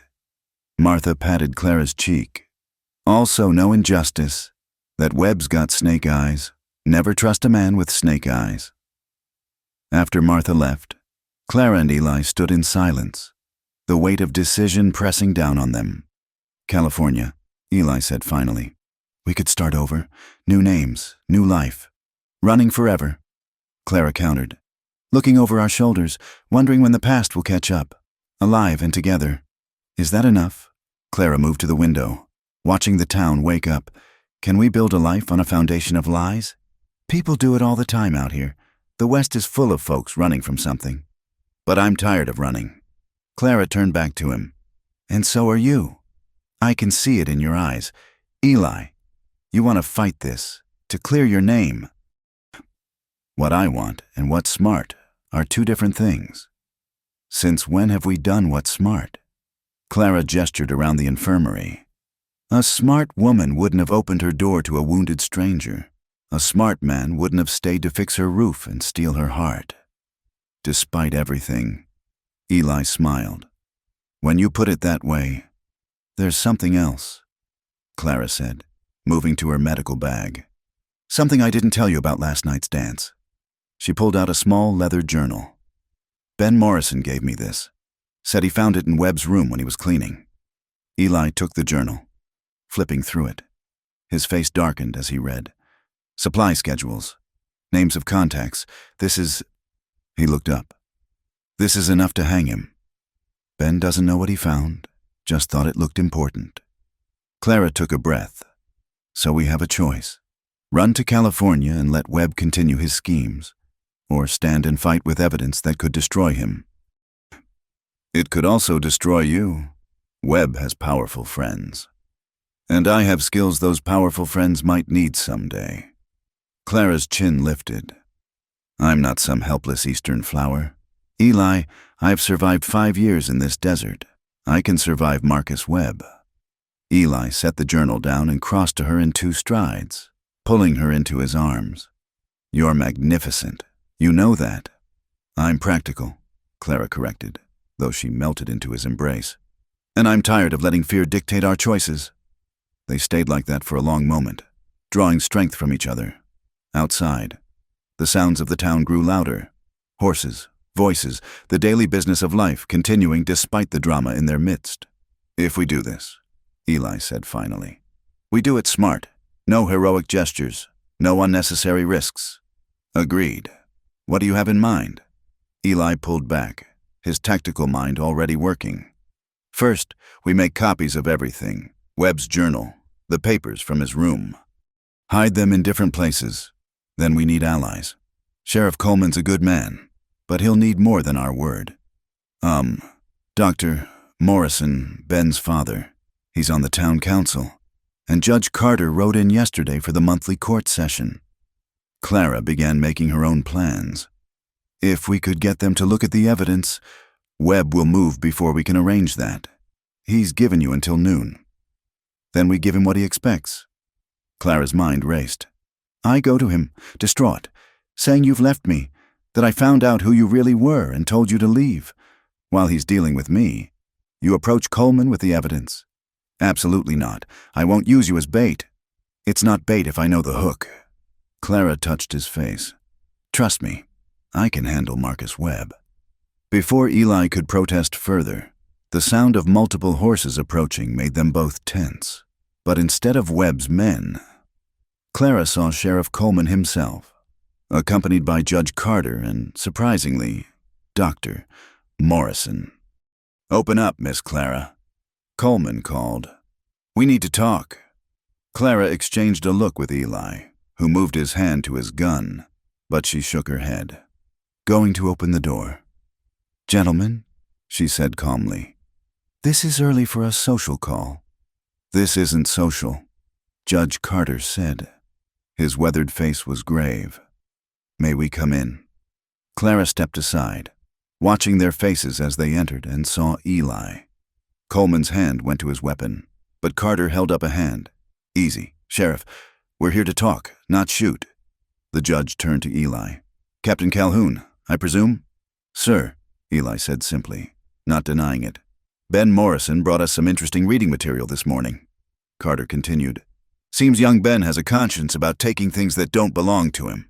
Wanted our opinion on what he'd found. Doctor. Morrison stepped forward. My son also shared some observations about Lieutenant Webb's behavior, things that didn't sit right with him. So, the question is, Coleman said, his hand still near his gun, but not on it. Do we arrest you for treason, or do we arrest Webb? Clara's heart pounded as Eli stepped forward. Sheriff, I've served my country faithfully for 15 years. I've bled for it, lost family for it. I would never betray it for gold. Webb has a different story. Coleman said, Webb is a liar and a murderer. Eli pulled out the papers he'd taken. And I have proof. For the next hour, they laid out the evidence, the journal, the papers, the connections between Webb and the Castillos. Judge Carter listened in silence, occasionally asking sharp questions. Coleman's face grew darker with each revelation. This is damning, Carter said finally. But it's also dangerous. Webb has federal authority. Moving against him could bring the army down on this town. Not moving against him will bring worse. Clara interjected. The Castillos are still out there. They want what Webb promised them. How long before they realize he can't deliver and come back for revenge? The lady has a point, Morrison said. We've got families to protect. Coleman stood abruptly. I need to think on this. Judge, I'd appreciate your counsel. He looked at Eli. Don't leave town. Captain, one way or another, this ends today. After they left, Clara and Eli were alone again, the weight of waiting pressing down on them. That went better than expected, Clara said. Coleman's a good man, but he's also cautious. Eli moved to the window, watching the street. Webb won't wait much longer. As if summoned by his words, a rider appeared, one of Webb's men, approaching fast. Clara recognized the scarred gunman from the day before. Message from the lieutenant. He called through the door. Your time's running short. Miss Mitchell, 1 hour to make your choice. Tell the lieutenant I understand. Clara called back. The rider left, and Clara turned to find Eli checking his weapons with grim efficiency. 1 hour, he said. Not much time for Coleman to decide. Then we make our own decision. Clara moved to her medical bag, checking the derringer still hidden there. We face this together, whatever comes. Clara, no more arguments. She met his eyes steadily. We stand together or not at all. That's my choice. Eli, the only one that matters. He crossed to her, framing her face with his hands. How did I get so lucky? Lucky? Clara laughed shakily. You've been shot, hunted, framed for treason. That's not most people's definition of luck. I found you, Eli said simply. Everything else is just details. They kissed then, pouring all their fear and hope and love into the contact. When they broke apart, Clara felt something settle in her chest, a certainty that whatever came next, they would face it as one. The sound of the church bell broke the moment. 11 o'clock. 1 hour until noon, until choices had to be made and stands taken. Ready? Eli asked. Clara took his hand, squeezing it once. Ready? They had evidence, allies, and each other. It would have to be enough, because sometimes in life, as in the desert, you reached a point where the only choice was to stand and fight for the water that would keep you alive. And Clara had found her water in the most unlikely place, in the eyes of a wounded stranger who'd stumbled into her life and shown her that survival wasn't enough, that sometimes you had to risk everything for the chance at really living. The hour was almost up, time to see if their gamble would pay off, or if the desert would claim 2 more souls who dared to hope for more than mere existence. The noon sun hung like a brass coin in the desert sky as Webb's men surrounded the infirmary. Clara counted 12 riders, their faces hard beneath wide-brimmed hats, rifles gleaming with deadly promise. At their center sat Marcus Webb himself, resplendent in his military uniform despite the heat. "Miss Mitchell!" Webb called out, his voice carrying clearly across the dusty yard. "The hour has come. I trust you've made your decision?" Clara stepped onto the porch, very aware of Eli positioned inside, ready but hidden. She'd changed into her traveling dress, a practical brown cotton that wouldn't show dust or blood. The derringer rested against her ribs, a small but comforting weight. "I've made my decision," she called back, pleased that her voice remained steady. Webb dismounted with fluid grace, approaching slowly. His pale eyes missed nothing. The packed medical bag by the door, the shuttered windows, the tension in her shoulders. "And Captain Calhoun, will he be joining us?" "Captain Calhoun is gone," Clara said, letting bitterness color her words. "Left before dawn, like the coward he is." Webb's eyes narrowed. "Gone where?" "How should I know? He used me." "Lieutenant. Made me believe." She let her voice break slightly, a calculated display of emotion. "I'm just a foolish woman who trusted the wrong man." "Indeed." Webb climbed the porch steps, standing too close, though I find it hard to believe a man would abandon such charming company. Apparently you don't know Eli Calhoun as well as you thought. "Oh, I know him very well." Webb's smile was sharp as a skinning knife. "Well enough to know he wouldn't leave you unprotected. He's here, isn't he? Hiding like the coward you claim he is?" Before Clara could respond, the sound of approaching horses made everyone turn. Sheriff Coleman rode at the head of a group of townsmen, with Judge Carter beside him. The 2 groups faced each other across the yard, tension crackling like lightning before a storm. "Lieutenant Webb," Coleman said formally, "I need a word with you. This is federal business. Sheriff, I'd advise you not to interfere. Murder is very much my business." Coleman replied, "Especially when it happens in my jurisdiction." Webb's face didn't change, but Clara saw his hand move slightly toward his sidearm. "That's a serious accusation. Sheriff." "Yes, it is." Judge Carter spoke up, his voice carrying the authority of the law. "Which is why I've issued a warrant for your arrest. Lieutenant, for treason, conspiracy, and the murder of Federal Marshal James Hawkins." The yard erupted into chaos. Webb's men raised their rifles. Coleman's posse responded in kind, and for a moment it seemed the infirmary would become a battlefield. But Webb held up a hand, his cold control never wavering. "You have no authority over federal officers, Judge." "I have authority over criminals," Carter replied. And that's what you are. Webb. We have your journal, your correspondence with the Castillos. We know about the planned massacre at Pine Ridge. Lies, Webb said smoothly. Fabrications by a desperate traitor trying to save his own neck. Where is this supposed evidence? Right here, Eli said, stepping onto the porch. The reaction was immediate. Weapons swung toward him, hammers cocking in a deadly chorus. But Eli stood calmly, hands visible but near his gun, meeting Webb's gaze without flinching. Hello, Marcus, he said quietly. Been a while. Webb's composure finally cracked, rage flashing across his aristocratic features. Arrest that man. He's a federal fugitive. No, Coleman said firmly. He's under my protection pending a full investigation. You dare— I dare because it's right. Coleman interrupted. Stand down, Lieutenant, or things will get ugly fast. The two groups faced off, fingers on triggers, death hovering in the air like a patient buzzard. Clara found herself holding her breath, acutely aware that one wrong move would turn the yard into a slaughterhouse. It was Ben Morrison who broke the stalemate, riding up fast on his father's mare. Castillos, he shouted.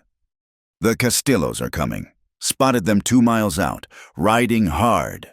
The news changed everything. Suddenly, they weren't lawmen and outlaws, federal and local. They were all potential victims of a common threat. How many? Coleman demanded. 20, maybe more. Ben gasped, armed to the teeth and heading straight for town. Webb's men stirred uneasily. They'd signed on to hunt one man, not face down a small army of Mexican bandits. Clara saw the calculation in Webb's eyes as he weighed his options. This changes nothing, he said finally. Calhoun is still— The sharp crack of a rifle cut him off. One of Webb's men toppled from his saddle, blood blooming across his chest. More shots followed, and suddenly the yard was full of horses and gunfire as the Castillos' vanguard struck. Inside, Eli shouted, grabbing Clara and pulling her through the door as bullets whined overhead. The infirmary became a makeshift fort. Coleman's men took positions at the windows, while Webb's surviving soldiers fought from behind whatever cover they could find. The arbitrary lines of law and loyalty dissolved in the face of immediate survival.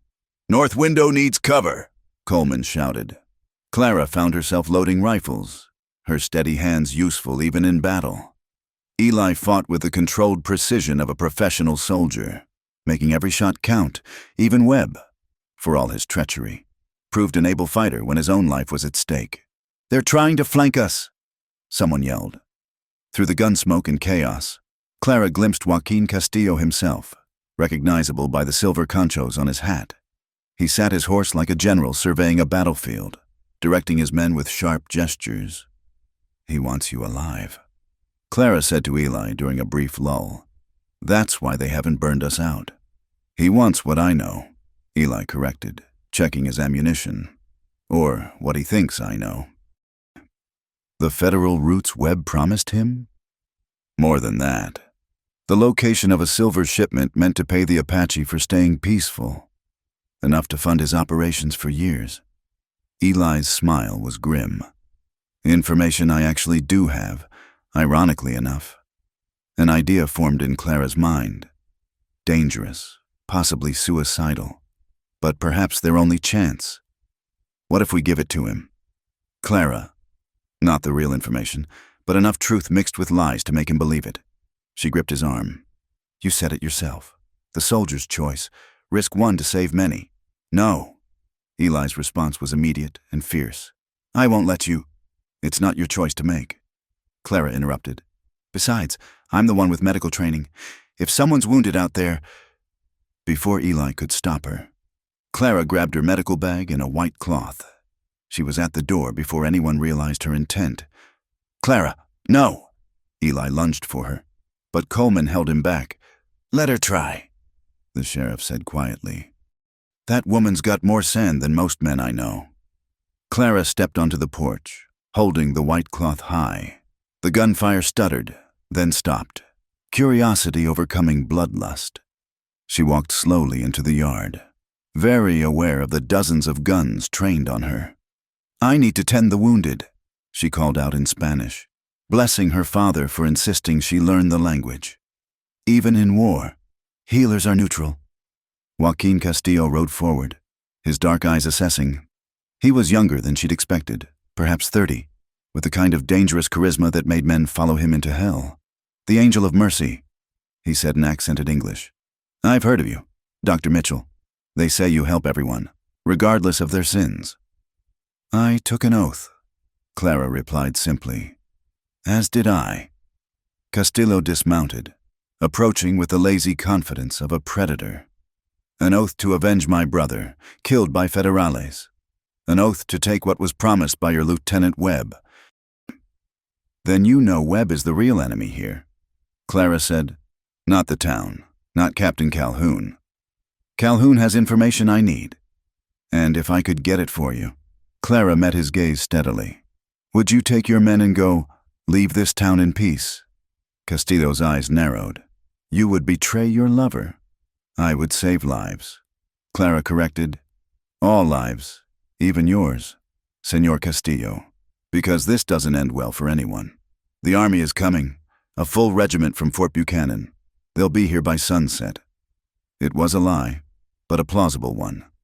Castillo glanced at the horizon as if he could see dust clouds that weren't there. "You have 1 hour," he said finally. "Bring me the location of the silver shipment, and we leave. Try to trick me." He smiled, and it was terrible. "This town will burn, and you'll watch everyone die before I let you join them." Clara returned to the infirmary on shaking legs. Eli pulled her into his arms the moment she was inside. "That was insane," he breathed against her hair.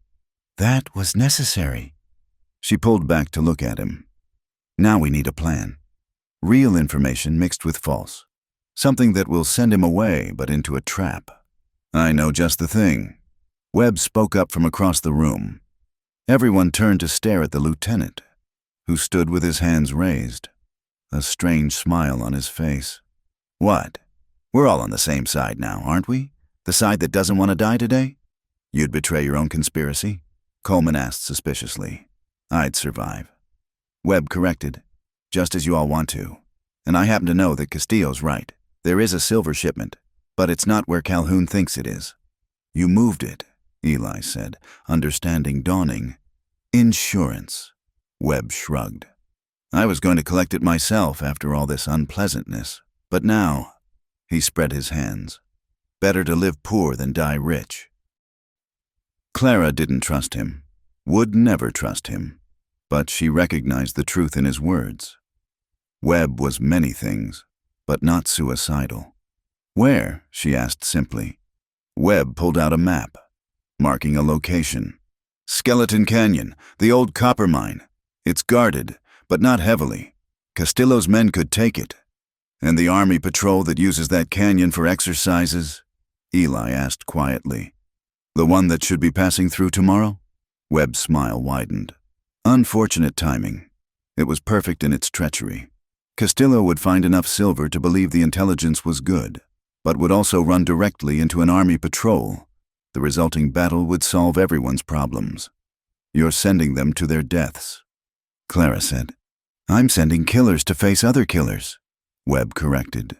"Your precious townspeople stay safe. Isn't that what you wanted?" Clara looked at Eli, seeing her own moral struggle reflected in his eyes. It wasn't clean, wasn't honorable. But it might be the only way. "I'll need the exact location," she said finally, "and details that will make him believe it." For the next half hour, they worked out the deception. Webb, for all his faults, proved an excellent conspirator. By the time Clara walked back out to meet Castillo, she carried enough truth to sell the lie. "Skeleton Canyon," she told the bandit leader, handing over the map. "The old copper mine. There's a hidden chamber behind the collapsed shaft. 2 guards, changed at midnight." Castillo studied the map. Then her face. "If this is a trap..." "It's not." Clara said steadily. "I want you gone. That's worth more to me than silver. And Calhoun agrees to this? Calhoun wants to live to fight another day, as do we all." Castillo folded the map slowly. "You know, in another life, I think I would have liked you." Dr. Mitchell. You have, what's the word? Audacity. In another life. Senor Castillo, you might have been a patient instead of a threat. He laughed at that, a genuine sound. Perhaps, but we live in this life, no? He whistled sharply, and his men began pulling back. You have done well today. This town lives because of you. And Captain Calhoun? Tell him his debt is paid. Webb's treachery cancels all accounts. Castillo mounted his horse with easy grace. But also tell him to stay out of Mexico. My memory is long, and my forgiveness has limits. They left as suddenly as they'd come, disappearing into the desert heat like mirages. Clara stood in the yard until the dust settled, then walked slowly back to the infirmary. She found organized chaos inside. Coleman was arresting Webb's surviving men, while Judge Carter made notes for his report. Eli waited by the window, tension in every line of his body until he saw her safe. It's done, she said simply.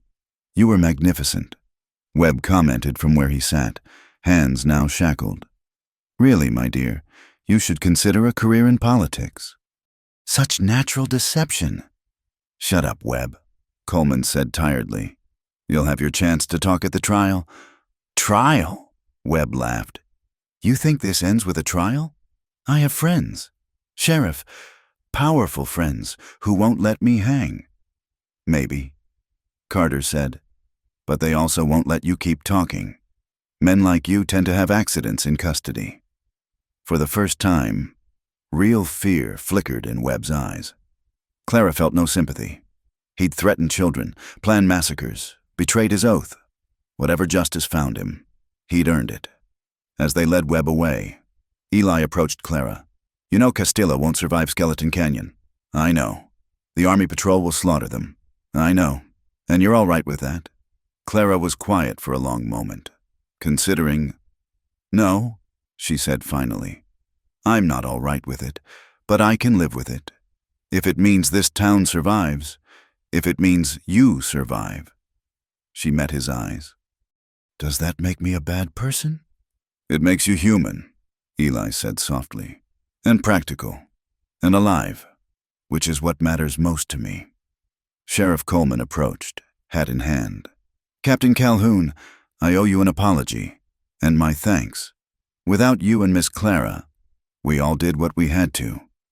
Eli said simply, what happens now? Now I write a report that tells the truth. Webb was the traitor. You were the scapegoat. With Carter's backing and the evidence we have, your name should be cleared within the month. And until then, Coleman smiled slightly. Until then, I'd appreciate having a man of your experience around. Town could use a deputy who knows one end of a gun from the other. Clara felt Eli's surprise. You're offering me a job. Perdition Creek takes care of its own, Coleman said. And after today, you're one of us, both of you. He left them alone then, organizing the cleanup efforts. Clara and Eli stood in the ruins of her infirmary. Medical supplies scattered, bullet holes in the walls, blood on the floor. It should have felt like defeat. Instead, Clara felt strangely victorious. They'd survived. More than that, they'd found a place to stand and fight together. So, she said lightly, a deputy sheriff. That's quite a change from cavalry captain. Everything about this place has been a change, Eli replied, pulling her close. The best kind of change. Even being shot and hunted and nearly killed? Even that, he said seriously, because it brought me to you. Clara kissed him then, not caring who might see. They'd earned this moment, paid for it in blood and fear and desperate choices. When they broke apart, she saw their future stretching before them. Not easy, perhaps, but theirs to build. We should start cleaning up, she said practically. This place won't repair itself. Tomorrow, Eli said. Today, I just want to hold you and be grateful we're both breathing. So they stood there in the wreckage of the day's violence, holding each other as the sun began its descent toward the horizon. Somewhere out in the desert, Castillo's men rode toward their fate, somewhere in a jail cell. Webb contemplated his own, but in the bullet-riddled infirmary of Perdition Creek. Two souls who'd found each other against all odds celebrated the simple victory of survival and the promise of all the tomorrows to come. Dawn came like a blessing to Perdition Creek, painting the desert in shades of rose and gold. Clara stood in the doorway of the infirmary, watching the light creep across the landscape that had become her home. The building bore its scars, patched walls where bullets had torn through, new boards replacing those shattered in the firefight, but it stood strong. Like her, like them. "Can't sleep." Eli's voice came from behind her, warm with concern. "Just thinking." She leaned back as his arms encircled her waist. "It's been 3 days. We should have heard something by now." 3 days since Castillo's men rode toward Skeleton Canyon. 3 days since Webb was taken to Fort Buchanan under heavy guard. 3 days of waiting for word that would determine their future. Coleman said the Army moves slow with these things. Eli reminded her. "Reports to file. Investigations to conduct." "I know, but—" The sound of hoofbeats interrupted her. A lone rider approached from the north, moving fast despite the early hour. Clara felt Eli tense behind her, his hand moving instinctively toward the gun he now wore as deputy. But as the rider drew closer, Clara recognized the blue uniform of the cavalry. Her heart began to race as the soldier reined up before the infirmary. "Captain Calhoun?" The young corporal looked exhausted, dust caking his uniform. "I have dispatches from Colonel Morrison at Fort Buchanan." Eli stepped forward, accepting the leather packet with steady hands. But Clara saw the tension in his shoulders, the way his jaw tightened as he broke the seal. "What does it say?" she asked when he'd been reading for several long moments. Instead of answering, Eli handed her the papers. Clara read quickly, her emotions swinging wildly with each paragraph. "A full pardon," she breathed. "Eli, they're giving you a full pardon. And restoration of rank?" "With back pay," Eli said quietly. "And a commendation for exposing Webb's conspiracy. This is wonderful." Clara threw her arms around him, then pulled back when she felt his lack of response. "Isn't it? Read the rest," he said. Clara returned to the document, her joy fading as she reached the final paragraph. "They're offering you a new command, Fort Union, New Mexico territory." She looked up at him. "That's 200 miles from here." "It's a good post," Eli said carefully. "Important one. The kind of assignment that leads to advancement." "Of course." Clara handed back the papers, proud of how steady her voice remained. "When would you need to report?" 2 weeks. 2 weeks. After everything they'd survived. They had 2 weeks before duty called him away. Clara turned back to the sunrise, not trusting her face. "Clara, it's a wonderful opportunity," she said brightly. "You've worked hard for this, fought for it. Your name cleared, your honor restored. It's everything you wanted." "Not everything," Eli said quietly. The corporal cleared his throat. "Begging your pardon, sir, but there's more. News from Skeleton Canyon." Clara turned back, seeing the grim set of the young man's face. "The Castillo gang attempted to raid the location 3 nights ago," he reported. "Ran straight into a patrol from the 3rd Cavalry. The fighting was decisive." "Casualties?" Eli asked. 15 bandits killed, including Joaquin Castillo himself, 5 captured. Rest scattered into Mexico." The corporal paused. "Our losses were minimal. 2 wounded, none killed." Clara closed her eyes, feeling the weight of those deaths. Necessary, perhaps, but still lives ended by her deception. "There's one more thing," the corporal added. "The captured men talked, trying to bargain for their lives. I guess they confirmed everything about Webb's involvement, how he'd been feeding them information for months, planning bigger raids." He looked at Clara. "They also said a lady doctor warned them about Army patrols, saved some of their lives by making them cautious. Castillo's last words were apparently about respecting the angel of mercy." "I see," Clara said softly. The corporal saluted and left, his duty discharged. Clara and Eli stood in silence, the weight of endings and beginnings pressing down on them. 2 weeks, Clara said finally. "I don't have to accept." Eli said. I could stay here, keep the deputy job, and waste this chance. Throw away everything you fought to regain. Clara shook her head. I won't be the reason you give up your career, Eli. My career means nothing without you. That's not true, and you know it. She faced him fully. You're a soldier. Eli? It's in your blood, your bones. You'd wither away playing deputy in a town this small. I'd have you, and resent me eventually for keeping you from your calling. Clara touched his face gently. I've seen what bitterness does to love. I won't let that happen to us. So that's it? Anger flashed in Eli's eyes. We survive everything Webb and Castillo threw at us just to be separated by paperwork? I don't know, Clara admitted. I need to think. She went inside, ostensibly to prepare for the day's patients, but her hands shook as she arranged her instruments, and tears blurred her vision. She'd known this moment would come, had tried to prepare for it. But knowing and feeling were two different things. The day passed in a blur of routine tasks. Word of Eli's pardon spread quickly, and townspeople stopped by to offer congratulations. Clara smiled and nodded, playing the part of the happy sweetheart while her heart slowly broke. It was Martha Henderson who finally cornered her, finding Clara crying quietly in the supply room. Oh, honey, Martha said, pulling her into a motherly embrace. I heard about Fort Union. It's a wonderful opportunity. Clara managed. It's a terrible choice is what it is, Martha said firmly.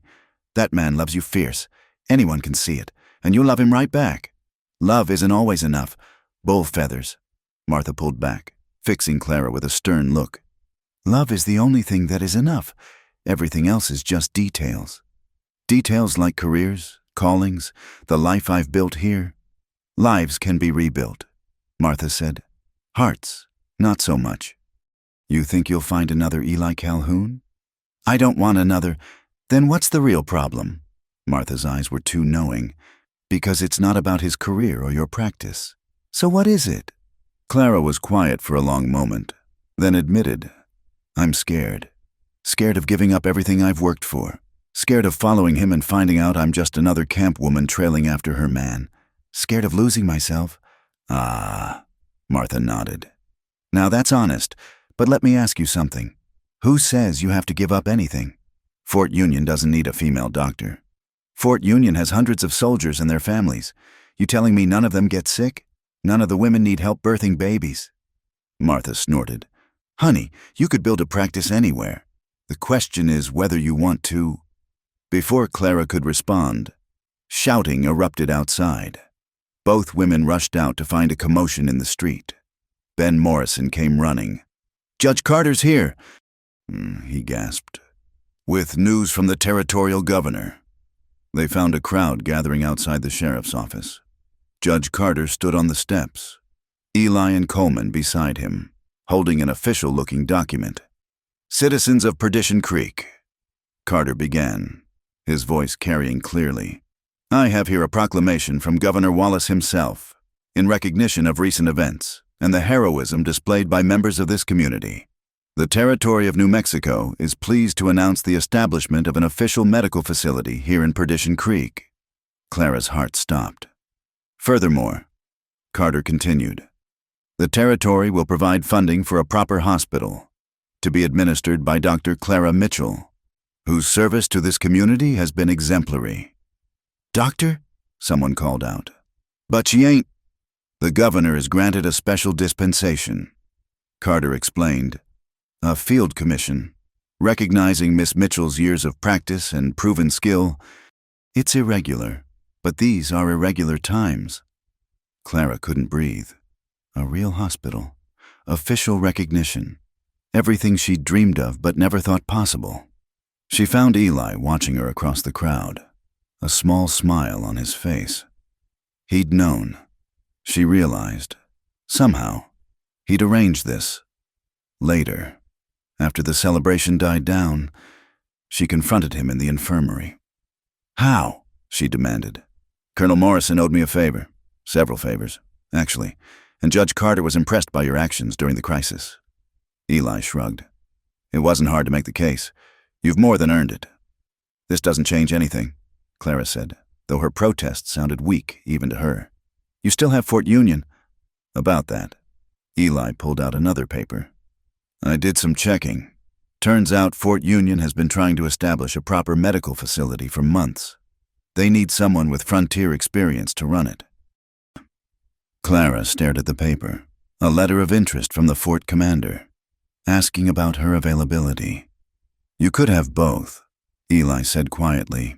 Your career and mine. Together. Eli. I know it's not what you pictured. Military life is hard, restrictive in some ways, but you'd have resources you've never had here. Real equipment, trained assistants, the chance to make a difference on a larger scale. And you, Clara added softly. And me, he agreed.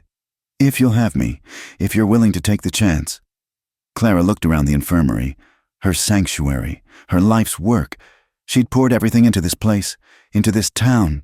Leaving would mean starting over, building something new, but she thought about the past weeks, the danger, the fear, but also the partnership, how they'd worked together, fought together, survived together, how complete she'd felt with him beside her. I need one promise, she said finally. Anything. That I remain my own person. Dr. Mitchell, not just Captain Calhoun's wife, my own practice, my own decisions about my work. I wouldn't have it any other way, Eli said seriously. Clara, I fell in love with the woman who stood up to Webb, who faced down Castillo, who saves lives with skill and determination. Why would I want to change that? Some men do. Once the ring is on the finger, I'm not some men. He took her hands. I'm the man who knows exactly how lucky he is to have found you, who wants a partner, not a possession. Clara searched his face, finding only sincerity. The townspeople will need time to find a replacement. We have 2 weeks, and I'll need to train someone to take over here, of course. And I want a proper wedding, small but proper. Martha would never forgive me otherwise. Eli's face lit up. Is that a yes? That's a yes, Clara confirmed, and found herself swept up in his arms, spun around until she was laughing and dizzy. You won't regret this, he promised when he set her down. I know, Clara said simply. How could I regret choosing love? They stood together in the infirmary as evening painted the desert in shades of purple and gold. Outside, Perdition Creek went about its business, a frontier town that had faced crisis and survived, stronger for the testing. I should check on Tommy Henderson, Clara said eventually, and Mrs. Patterson needs her medicines, and I have evening rounds with Coleman, Eli added. But neither moved, content to stand in each other's arms a moment longer. They'd found something precious in this unlikely place, a love forged in danger, tested by separation, and strong enough to build a future on. Come with me tonight, Eli said softly, echoing words from what felt like a lifetime ago. Every night, Clara promised, for the rest of our lives. The desert wind sighed through the sage, carrying the scent of rain from distant mountains. Change was coming to Perdition Creek, to all of them, but for once, Clara welcomed it. She'd come west seeking purpose and found love. Now she'd have both, along with the adventure of a lifetime beside the man who'd shown her that sometimes the best medicine for a wounded heart was another heart brave enough to match its beat. 2 weeks to wrap up one life and begin another. It would be enough. With Eli beside her, anything would be enough. The stars began to emerge in the darkening sky, each one a promise of the journey ahead, and Clara Mitchell, soon to be Clara Calhoun, was ready for whatever that journey might bring. The morning of their departure arrived wrapped in golden light and desert birdsong. Clara stood in the empty infirmary one last time, running her fingers along the worn wood of the examination table where she'd first tended Eli's wounds. So much had changed in just 3 weeks. A lifetime compressed into days of danger, discovery, and ultimately, love. The wagon's loaded, Eli said from the doorway, his silhouette strong against the morning sun. He wore his uniform now, the blue wool restored along with his honor, but his eyes held the same warmth that had first stirred her heart. I know. I just needed a moment. Clara picked up her father's medical bag, now scarred from the gunfight but still serviceable, to say goodbye. To the building. To who I was here. She turned to face him fully. I came to Perdition Creek as Clara Mitchell, spinster doctor. I'm leaving as Clara Calhoun, wife and partner. Any regrets? Eli asked, though she could see the concern in his eyes. No, Clara said honestly. Just acknowledging the change. The past 2 weeks had been a whirlwind. Their wedding, held in the small church with half the town in attendance. Martha Henderson crying happy tears in the front row. The careful training of Samuel Morrison, the barber's nephew who'd shown surprising aptitude for medical work. The endless preparations for a new life at Fort Union. And through it all, the gossip and speculation about Marcus Webb's fate. Word had finally come yesterday. Webb had been found dead in his cell at Fort Buchanan, apparently by his own hand. The official report cited despair over his coming trial, but Clara had seen the knowing look in Sheriff Coleman's eyes. Webb had been right about one thing. Powerful men didn't let loose ends dangle. Mrs. Calhoun? A young voice called from outside. We're ready when you are. That was Private Jenkins, part of their military escort to Fort Union. The Army was taking no chances with their newly pardoned captain and his bride, providing a full squad for protection. After recent events, Clara was grateful for the security. She took one last look around the infirmary, then walked out into the morning light where their new life waited. The entire town had gathered to see them off. Ben Morrison stood with his parents, trying not to cry. The Hendersons had brought food for the journey, enough to feed a small army. Even Widow Palmer had emerged from her perpetual mourning to wish them well. You take care of her, Captain, Sheriff Coleman said, shaking Eli's hand. She's one of the finest people I've known. I'm aware of my good fortune, Sheriff, Eli replied.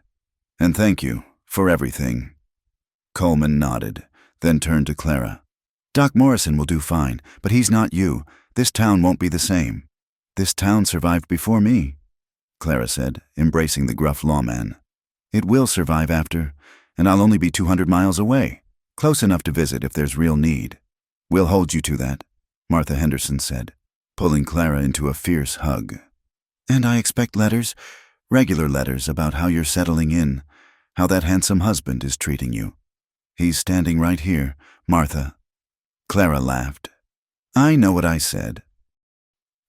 Martha fixed Eli with a stern look that didn't quite hide her affection. You remember she's precious cargo, Captain. Yes, ma'am, Eli said solemnly. The most precious. As they climbed into the wagon, Clara saw a lone rider on the distant ridge. For a moment, her heart seized, but then the figure raised a hand in what might have been salute or farewell before disappearing over the horizon.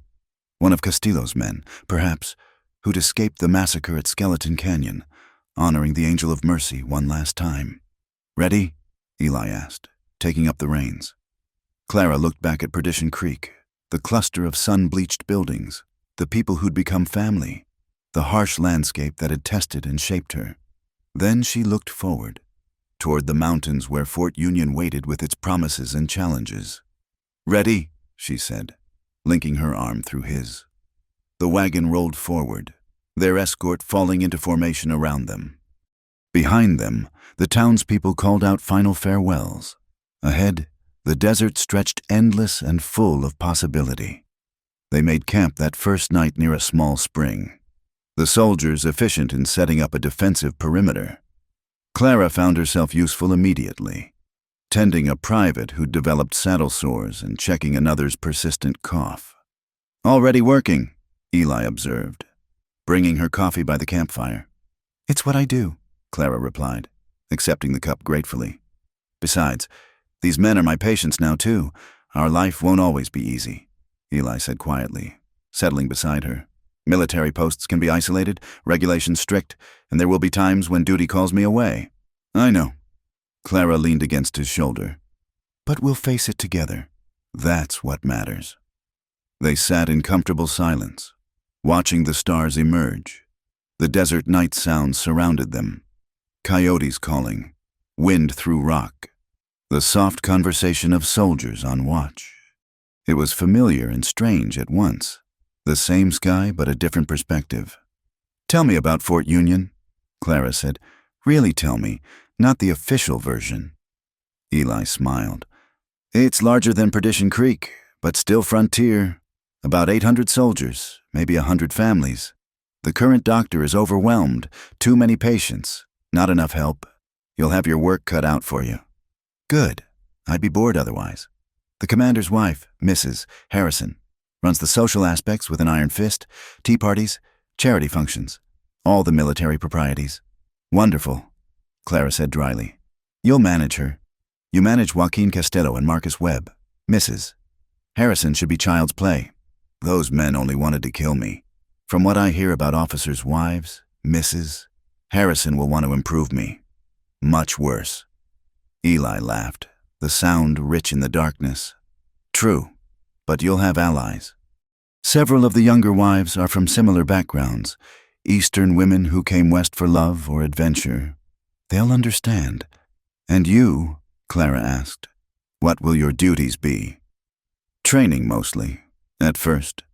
Preparing troops for patrol duties. Eventually, I'll likely return to field command." He paused.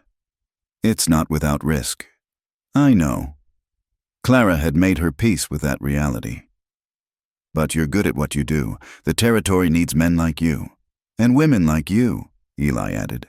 "Fort Union doesn't know how lucky it's about to be." The journey took 5 days, each one bringing new landscapes and challenges. Clara treated everything from snakebite to heat exhaustion among their escort, earning the soldiers' respect and loyalty. By the time Fort Union's walls appeared on the horizon, she had a dozen new patients already devoted to their new doctor. The fort itself was impressive. Thick adobe walls, proper buildings, actual streets instead of dirt tracks. Clara could see the hospital building immediately, larger than her entire infirmary in Perdition Creek. "Nervous?" Eli asked as they approached the gates.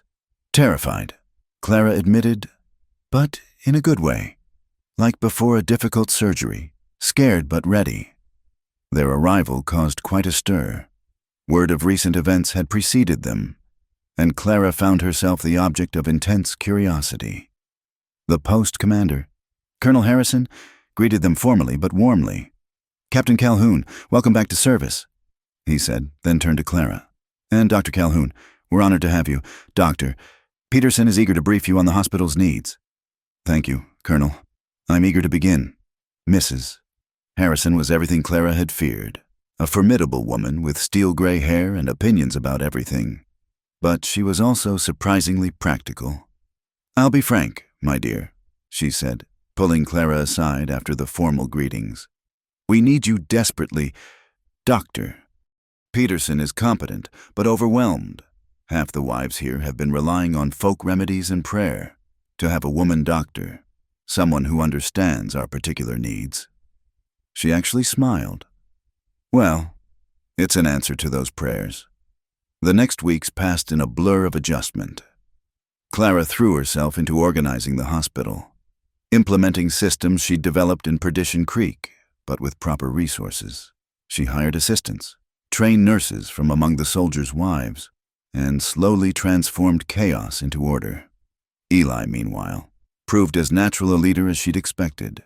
His experience with frontier warfare made him invaluable in training green troops for the realities of territorial patrol. They were both busy, often exhausted, but gloriously happy.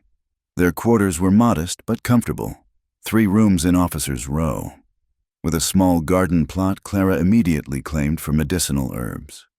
It was there, 2 months after their arrival, that Eli found her one evening, staring at a letter with tears in her eyes. "What's wrong?" he asked, immediately concerned. "Nothing's wrong," Clara said, handing him the letter. "It's from Martha Henderson." Eli read quickly, his face softening. "Tommy's going to study medicine. Because of you. He wants to be a doctor," Clara whispered. That boy who almost died of fever wants to save lives like I saved his. The ripples spread, Eli said, pulling her close. One stone thrown in Perdition Creek. Waves reaching who knows where. I miss them. Clara admitted. The town, the people, is that foolish? No, it's human, but look what you've built here. He gestured toward the hospital, where lights burned as staff tended to evening patients. 20 beds instead of 2. Proper supplies, real help. You're not just saving lives, you're teaching others to save lives. We're building something, Clara corrected. Together. They stood in their small garden as the bugle sounded evening colors, the flag lowering against a desert sunset not so different from those in Perdition Creek. The same stars would emerge soon. The same wind would carry the scent of sage. Any regrets? Eli asked, echoing his question from that last morning. No, Clara said, even more certain now. You? Only one, he said seriously. Clara's heart skipped. What? That it took getting shot, hunted, and nearly killed to find you. His arms tightened around her. I'd have preferred a simpler introduction. Where would be the story in that? Clara laughed. Besides, we're frontier people now. We do everything the hard way. True enough. Eli kissed her temple. Though I hope our future adventures are somewhat less dramatic. Oh, I don't know, Clara mused. A little drama keeps life interesting. As if in response to her words. A private came running. Dr. Calhoun, emergency. Patrol just brought in wounded. Clara was moving before he finished speaking. Eli right beside her. This was their life now, healing and protecting, building something good in a hard land, together. The wounded were Apache scouts, caught in a skirmish with the raiders, as Clara worked to save them. She thought about cycles, violence and healing, hatred and love, endings and beginnings. She'd left St. Louis seeking purpose and found it in Perdition Creek. Now she was building on that foundation, reaching further, doing more. You're smiling, Eli observed later, after the crisis had passed and the scouts were stable. I'm happy, Clara said simply. Despite everything, or maybe because of everything, I'm exactly where I belong. In a frontier fort, covered in blood, exhausted from surgery? With you, Clara corrected. Building a life that matters. Saving lives. Making a difference. Yes, Eli. Exactly where I belong. They walked back to their quarters hand in hand, past soldiers settling in for the night, past windows glowing with lamplight and families preparing evening meals. It wasn't the life Clara had imagined as a young woman in St. Louis. It was harder, stranger, more challenging. It was perfect. The desert stars watched over Fort Union as they had watched over Perdition Creek, eternal witnesses to human struggles and triumphs. And somewhere in that vastness, Clara knew their story was still being written, one day, one choice, one saved life at a time. She'd come west with a broken heart and a medical bag. She'd found danger and love, challenge and purpose. Most of all, she'd found herself, not in solitude as she'd expected, but in partnership with a man who'd arrived bleeding on her doorstep and stayed to help her build a future. Come with me tonight, she whispered to Eli as they reached their door, echoing his words that had started it all. Always, he replied. Wherever the road leads. The desert wind carried their laughter into the night, adding their joy to the endless story of the frontier, where love bloomed in the harshest ground, and two hearts beat as one against all odds. Thank you all for joining me on this Wild West journey of love, danger, and redemption. I hope Clara and Eli's story touched your hearts as much as it touched mine in the telling. Drop a comment below and let me know where you're listening from, whether it's on a long drive through Texas, cozied up in a cabin in Montana, or anywhere else our Wild West Campfire stories reach. Don't forget to subscribe to the Wild West Campfire channel for more tales of frontier romance and adventure. I'd love to hear your thoughts on Clara and Eli's story. Did you see Webb's betrayal coming? What did you think of Clara's brave deception with the Castillos? Share your thoughts below, partners. And until next time, keep that campfire burning bright.